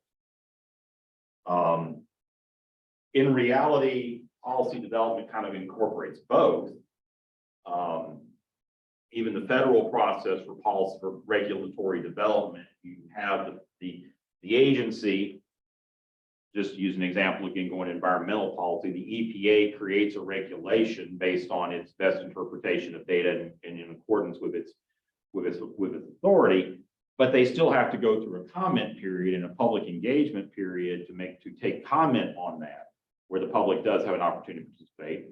It's not a very well advertised process, but you can find it if you look. People provide comment, the agency reviews it. 9 times out of 10, whatever they proposed initially is what pretty much gets implemented. One of the few times that I've actually seen policy be changed and transformed is in the implementation of the American Rescue Plan funds for state and local governments. And it was because the agency that was tasked with this, the U.S. Department of Treasury, was in a very unique position in that they were being asked to do something for the first time.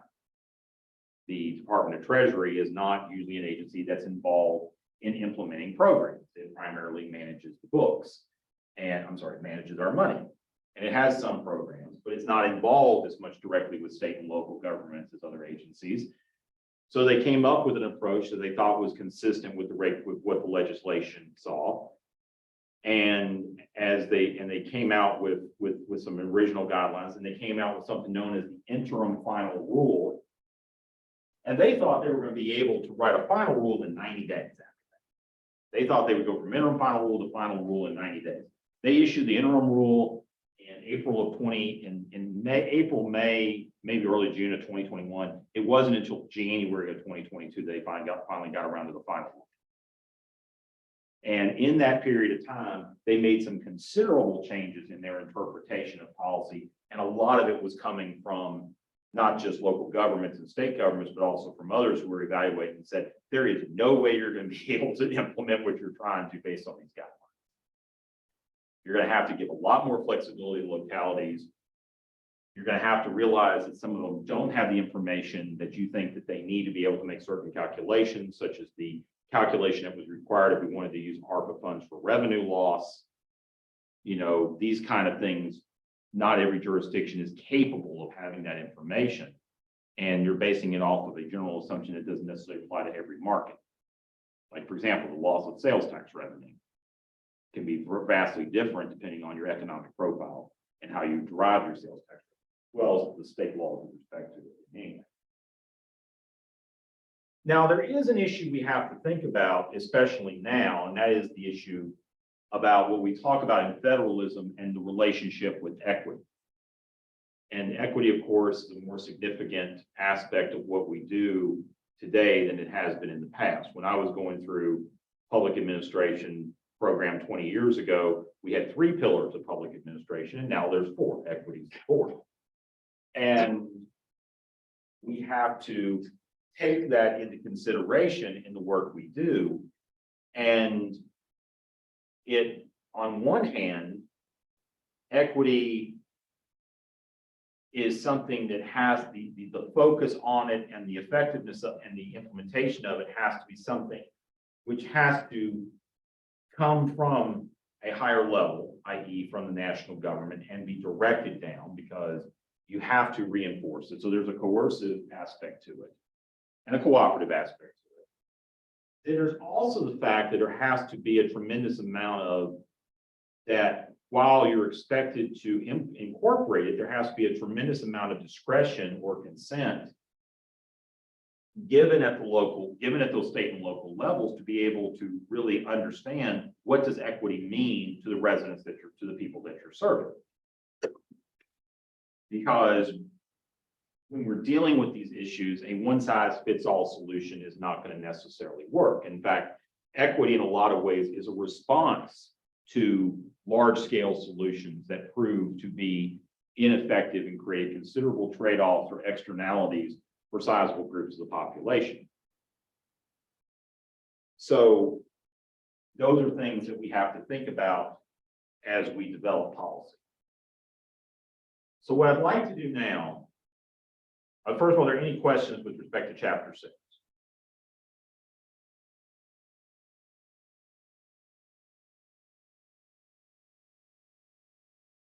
Okay. So what I would like to do now is give everybody 10 minutes to go to the bathroom, do whatever you need. Yes, Zach? Okay. Give everybody 10 minutes to go to the bathroom and such, and also read the article that I sent. Again, 2 to 3 minutes should be enough. Then when you get back, I will assign you in groups. We'll split up the people here in this room, and everybody else will be put into breakout rooms on Zoom. Give you about 10 minutes or so to discuss, and then we'll get back together after that, and then we'll wrap up. Sound good? All right, see y'all in 10 minutes.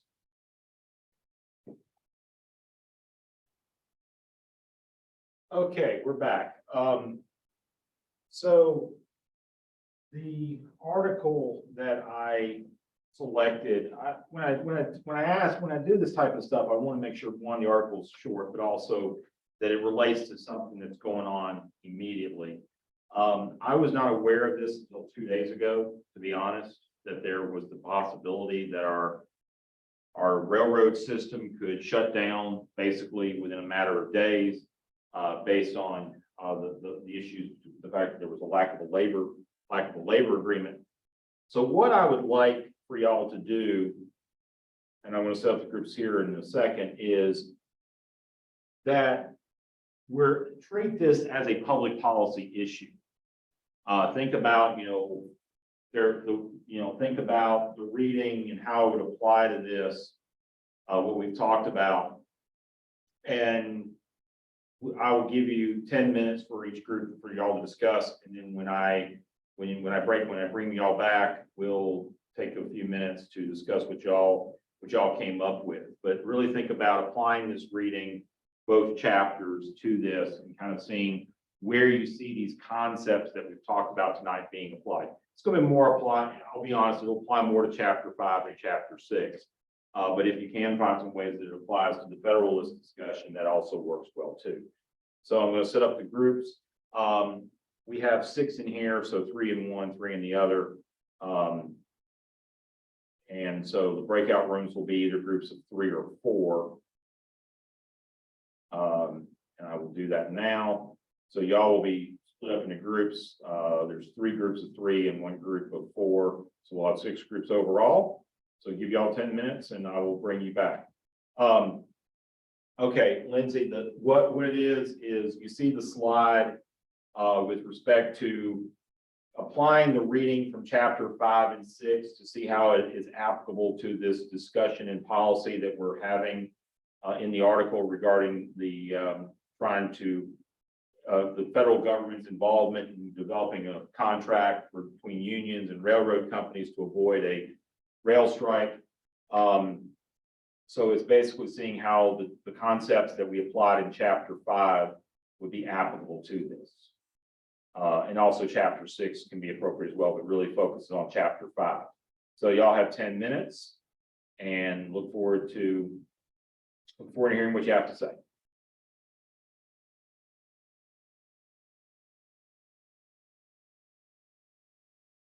So 1/2 over here, 1/2 over there, get at it.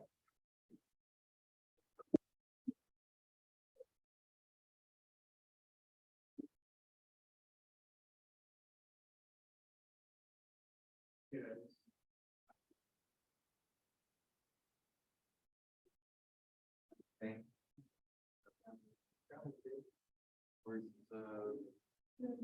the different article? Just talking about what's going on with the unions and the railroads. I always have what's happening. And I'm trying for something else every year. Hard letting it because of Washington Post. And it's talking about a lot of potential risks.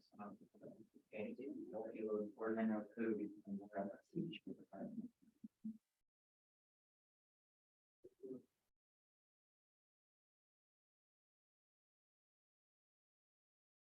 I definitely think it's applicable to full discussion in chapter 5. So definitely the motivation part, that both parties are coming at it with different motivation. And it seems like both sides have a legitimate versus politics. So like the railroad industry, right? I mean, they've been cutting jobs just because they're trying to cut costs, but also like unionized workers are trying to push for like more employee rights. So like not having to use so I mean this works in a lot of industries, but you have like X amount of points. So if you take a half day, then you take a half point, or you take so you're allocated so many, if you go to that for like days that you whether it be for I've got a doctor's appointment or I'm going on vacation, I'll fire you. And so I mean it's just like the fact of how large the roads, like they're both semi-trying to cut costs by cutting employees and making their roads more efficient. But I mean, also the politics of people want to keep their jobs, people want certain kind of benefits, people want a healthy work-home life balance. Like I'm sure they want to get home to see their families on holidays and birthdays, without having to sacrifice. Oh, am I gonna maybe get fired because I want to take this day off, or what I need this day off? 2 months ago, I wanted to have a like good hospital. Satisfying for me. Like 14 straight. Oh yeah. Like I know that happens with even like the USPS, like the post office. I didn't see a lot of stuff. My uncle works for the post office. Like rail, I did an Amazon, like cyber event a few months ago. He's like, yeah, I'm gonna be here for 2.5 weeks because one, there's a hell of a lot of Amazon packages coming in. And so they want people want their packages, and Amazon gives like, it's complicated, but there's also like all the other people, like the veteran people want to take their days off before they don't have any more, like they want to maximize their vacation days. So it's kind of this dichotomy between what do we want just the politics in between the workers of the establishment and their managers. And then I mean that's obviously the politics of Joe Biden wanted to do this because it would suck if our economy kind of crashed. I mean, I think they said an estimated $2 billion a day in terms of like shipping losses. I want to. 2 hours. Yeah, I mean, like, yeah, I mean, supply chain. So there's a lot to say. How are we planning on? Well, Like getting everybody to agree that this is something we can all like come to the middle and agree on. I have a hard time. So that's what kind of happened. In participating. But the unions are kind of like, I think it said a cooling off period, usually that's like 48 weeks. It was where like it's PA 509. Yeah, so the unions still have to My vote other class. to like actually agree on it. Oh. So, That's- yes, I mean, no, a lot can happen. It doesn't cooling off period, but what if somebody like screws up in the next 2 months? And then we're back to square one. in The offshore supply chain. This is a model of very concept is really probably a concern. In like 4 years. Okay.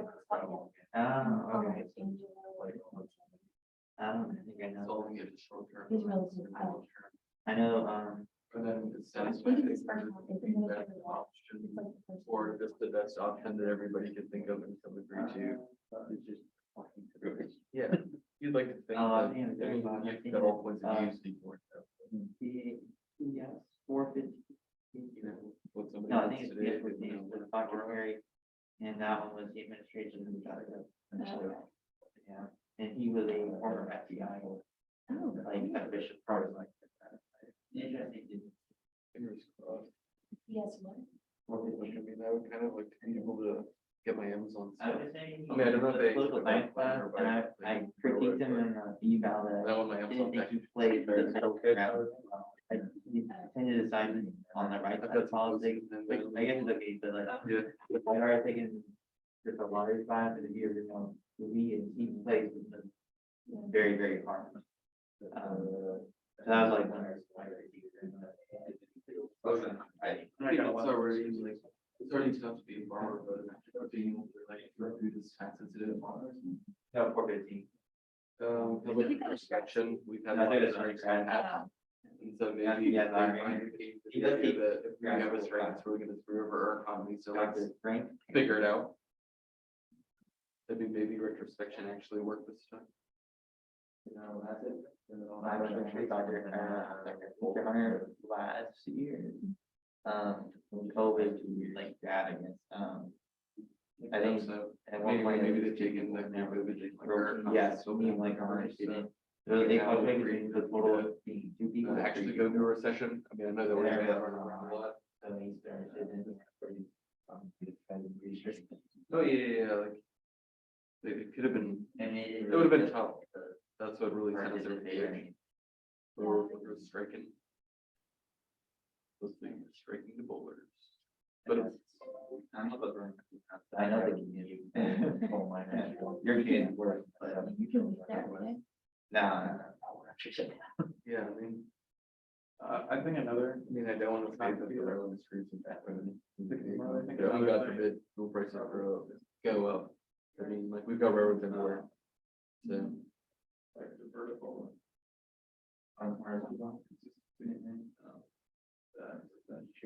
All of these different units and different rails are trying to pursue sort of coordinated policies. They have different leadership and vertical means the others, they're not practicing money for their Trucking. Yeah, in our was like from like 2020 to like. That's what, true. 2025 or something, like that, Yeah. 5 years. And Yeah. but also if you're gonna. But no, still, like, We're trying to align multiple Interest, companies. national transportation. After it's on. Like, how are we getting out of the middle of the country? One company Right, operates. I mean, that's where a lot of our food production comes How from, they. right? So How they how are we transporting bread? Which could also. Fuel higher. Sentiment. Laborers because. Grouping each rate this. Treat. Mhm. That would be priced. I'm curious how much. They make a lot more. Yeah, I mean, they make. Talk about the rationality of what is rational. Like, I mean, from whose perspective are we being rational? Right, from like, I mean, rationally speaking, if I was a railroad worker, I probably want more money and more leave. But I mean, also, how good would it, like, or how bad would it affect the economy crash? Right, so where's the trade-off, like, what is being rational and fighting for more benefits, but also what is rationally best for the country? Really? Yeah. Yeah, and how much are you willing to give your employee, well, the bottom line is, how much money can I make? If it is that, considering and not. That's a good point. Okay, one more minute. Then, And part of that rationality, I think, is based out of motivation. Thinking about motivation based, like what motivates each party to people. Yeah, it's a fine. Like, But it Oh, yeah. also- Yeah, like, oh, I mean, for example, the president is interested in not having the economy crash right before elections, right? Because I mean, that would be kind of tough, because then everybody would be like, oh, you're the reason why the economy failed, right before the election, they're gonna punish you for it. Yeah, and then, I mean, So yeah, then the it Democrats are only gonna lose seats stops in the, six like, jobs. Congress, and it's gonna be harder to get anything through the Congress, but then the railroad industries, they're motivated by money. I mean, obviously, their bottom line is gonna be the same business to make money, and the railroad workers are, like, well, yeah, like, I mean, they're motivated by their. you're personal gonna gain. get to replace me, you have a staff, you have a worker shortage. But I mean, I think there might be some, I mean, there's connotation, if might be we a little actually different. do We don't strike, we're take that also into striking consideration. for their- Okay. So I'm gonna bring the groups back.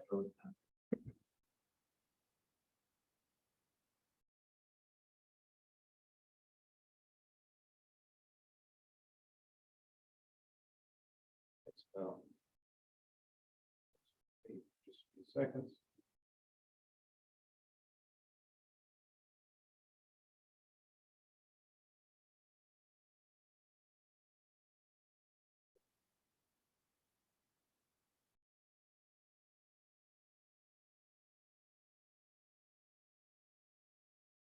I wish I had a car.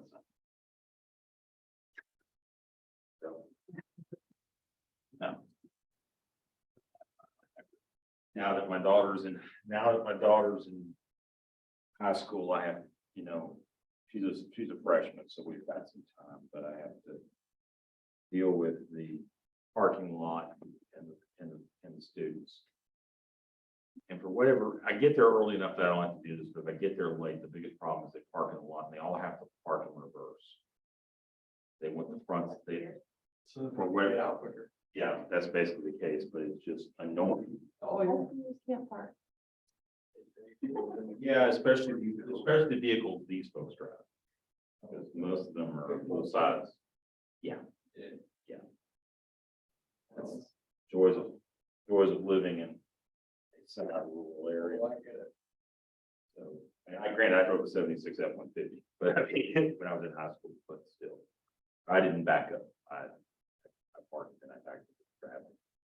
Okay, thank you everybody for joining back. I hope it was a good discussion. What I would like to do first is to simply say that this is a very unique discussion in the fact that in North Carolina, if there were 7 dirty words for North Carolina, other than the 7 dirty words that y'all heard, one of them would be the word union. So, so this gives us an opportunity to talk about labor law policy, which never comes up in North Carolina, hardly ever comes up in North Carolina when it comes to collective bargaining. So let's talk about this a little bit. Summarize, let's talk with respect to chapter 5, first of all. No, actually, yeah, let's go ahead and talk with chapter 5. What were some of the concepts that were some of the discussions, concepts, topics from chapter 5 that you kind of saw how they applied here? You saw them in action here with respect to this wonderful story. Okay, satisfies. Just in what way?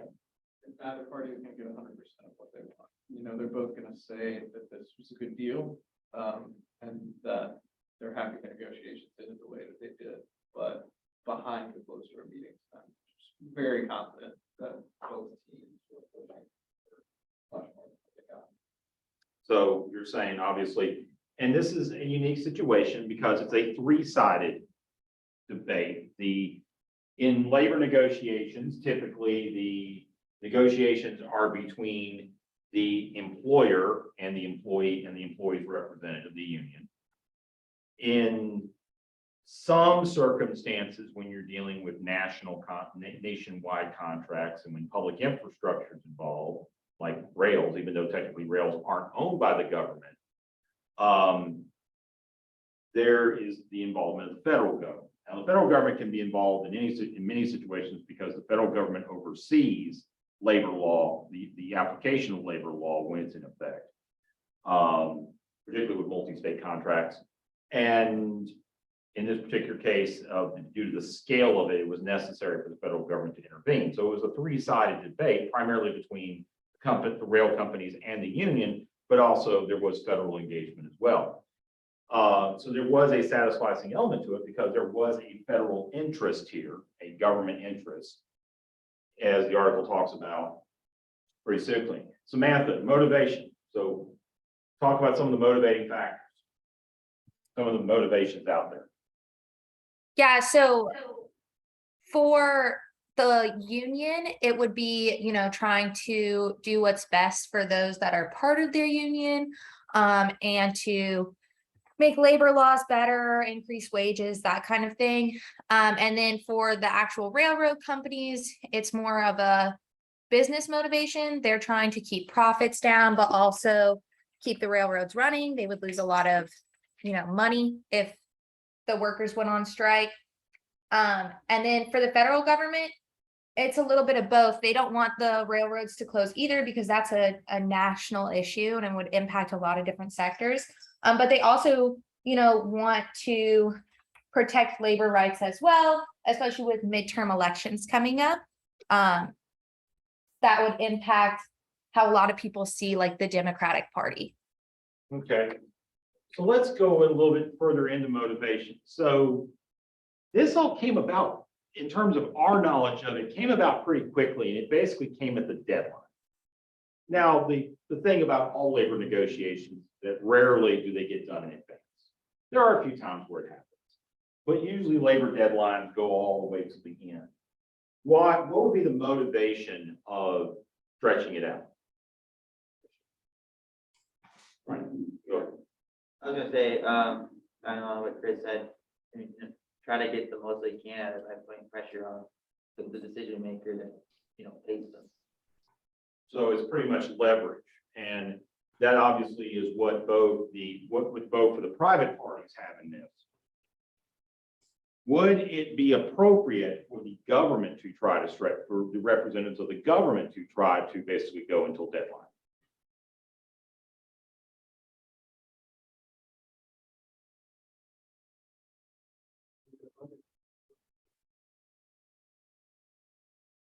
I would say that from a political perspective, there is value. You make a bigger splash out of it. Obviously, showing that you get a deal done at the last minute, and you kind of slide in there with a late night phone call, obviously has political value. But when we think about doing good and virtue, ideally, it would not be in the interest of the federal government to try to prolong these negotiations. That's the reason why we have in labor law the cooling off period, which is in effect. The great thing was they were able to actually get a deal and then put in effect a cooling off period for the vote, which is kind of not always how it works out. Usually it works out that you go through the cooling off period and that's your last step. So they actually did move a little faster this time.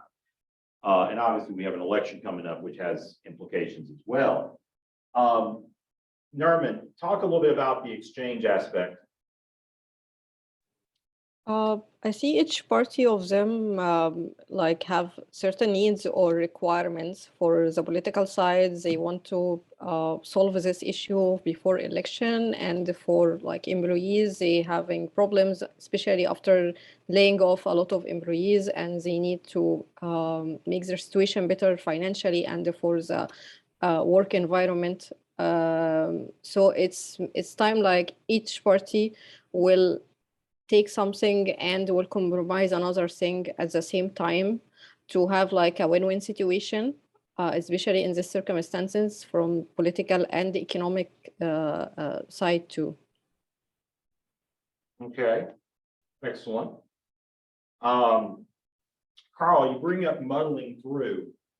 Overall, and you say that it seems that the gains are incremental. What's your argument for that?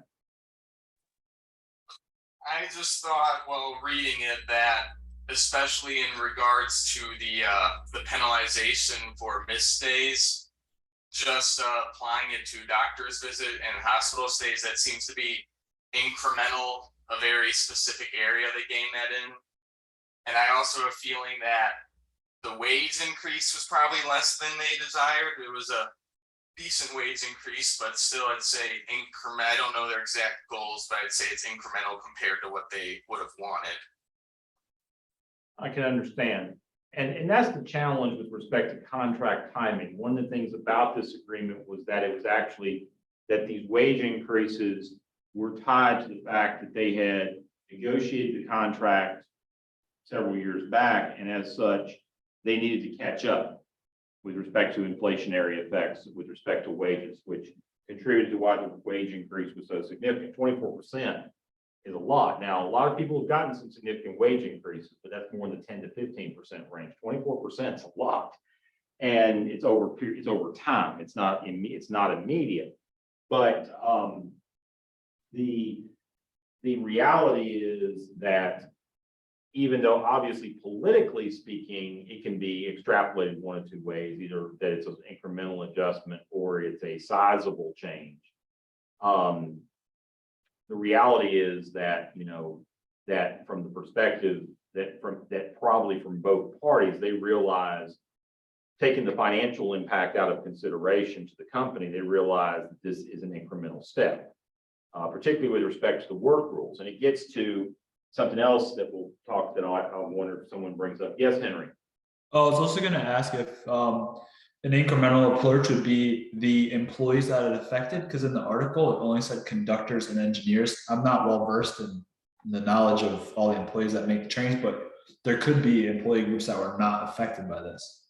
Well, that's true, but they are the primary employees that we're concerned about in this case, because driving the train, I mean, there are a lot of people involved in the rail industry, but rail engineers are a pretty significant element of it. The rail industry, of course, has dramatically changed in this country in the last 60 to 70 years because naturally we don't have the same rail system we had back then. We don't have private passenger rail for long distances. That's run by Amtrak.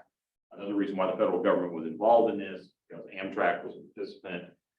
Even though they don't run the rail, even though it didn't affect their drivers, the fact is that if the strike had gone into effect, it would affect the rail lines.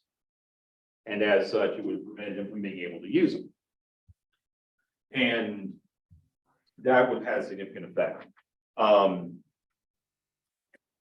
Lindsay, you bring up Roosevelt and Truman. Talk a little bit about that. I just, in this case, I saw, the retrospection with like history. Like Biden has a long history with unions in general, but there's a long precedent set with how presidents and other politicians work between just like walking that line between labor and business. He was able to work with both sides and kind of get more directly involved. I guess similar to the article says similar to what Roosevelt and Truman did. I'm not too well versed in that. Roosevelt and Truman were a little more aggressive. So maybe he learned not to do that. It was an interesting comparison because Roosevelt and Truman had very interesting dealings with the unions. Roosevelt during the Second World War and Truman in particular during the Korean War. He actually had to institute the Defense Production Act to stop a labor strike that was affecting the steel industry during the Korean War. And I found that to be an interesting comparison. I mean, obviously at that time, labor unions were a more significant share of the overall workforce, so presidents were more involved, but there was something that he had to deal with. Yes. I just wanted to point out one thing, I think. Yeah. For me, would have made this article stronger is comparing it between the 1894 rail strike led by Eugene Debs that Grover Cleveland sicked the army on the rail strikers, and then just the rail companies hired a bunch of other people, but you know. We have learned not to do that. Yeah, and that comparing the outcomes, you know, the outcomes for Roosevelt and Truman were so similar that I think comparing something dissimilar would be a better example. You know, I that's want to talk about Eugene Debs. Samuel Gompers. Last person I heard him talk about Samuel Gompers was Reagan. In a positive, he actually said it in a positive way. But the reality is that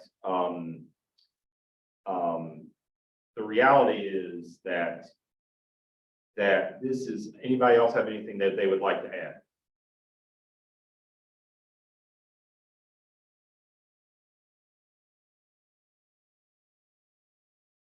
And Lindsay, I'm sorry for the crickets that you're having to deal with out there. I know it's No, it's not great. easy. It's Yeah. great. It's beautiful out.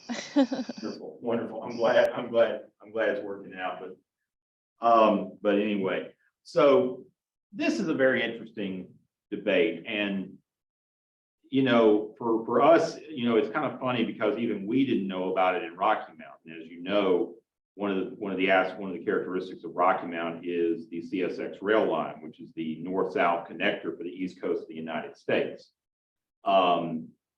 And it runs right through Rocky Mountain, right through downtown. It's the county line between Nash and Edgecombe County. And and I know some people who work at the rail yard. I know somebody who works for Rail Express, which is the company that provides the deadhead service for the engineers and the conductors. When they get done with the route, they basically pick them up in a van and they drive them back to their home. And it also, so there are some state and local considerations. For state governments and local governments, there are, of course, commuter lines that are available, not here in North Carolina, of course, but in various parts of the country. There are commuter lines that have to then figure out what they're going to do. You also have the fact that this is a reminder that there's a lot of jobs out there that cannot adapt in terms of the work itself to the challenges we have to kind of changes in the environment. Trains have to remain on time. And the reason why is that they are a considerable element of the supply chain. So if you're going to institute work rules that allow for some greater degree of flexibility to enable people, as the example showed, where they can go to the hospital because of their baby, the reality is that the only way to adapt for that is to, of course, have more conductors and engineers so that you can have standby or provide rules with respect to overtime. But standby is really the only way to do it. And of course, obviously that incurs cost to the employer. The reality is that this is an industry that's still recovering from COVID, because of it's recovering in some ways very positively, but in other ways it's still being challenged by COVID. And it kind of gives you an idea of how government has to work in taking into consideration things that you wouldn't necessarily think are public policy. But there's a considerable amount, as you see, of public policy, and it does require for us to apply it effectively and in a very expedient manner. Because it's clear that it was decided, and there may have been some advance on this. They may have been it sounded like they didn't work on this for at least a couple of weeks, but again, typically with labor negotiations, it all gets dragged out to the last minute, if not longer.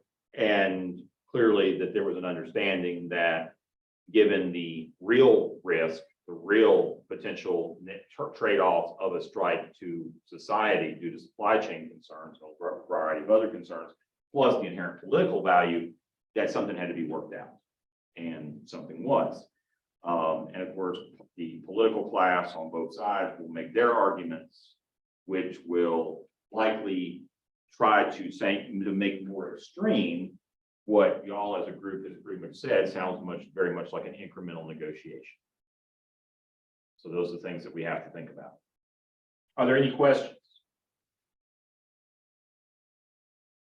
Well, excellent. I hope it was, hope y'all enjoyed it. And I appreciate y'all bearing with me in respect to that. So let's get back to next class. Our next class is in 2 weeks on September 29th. It will be in class and on Zoom. Next readings, chapter 7 and 8 in Goldovsky. And then there are 3 additional chapters from 2 other books that let me check real quick and see if I've made them available on Google Drive.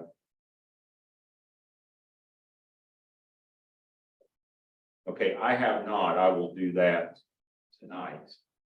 And they're good scans. Goldovsky's work was had worked with Dr. Jiva May on a book that's kind of a follow-up to this book. And then he died and she finished it. And so chapter 1 of that book kind of gives an introduction to analysis from a cost benefit perspective. And then Snell is just is 2 chapters from a straight up cost benefit book.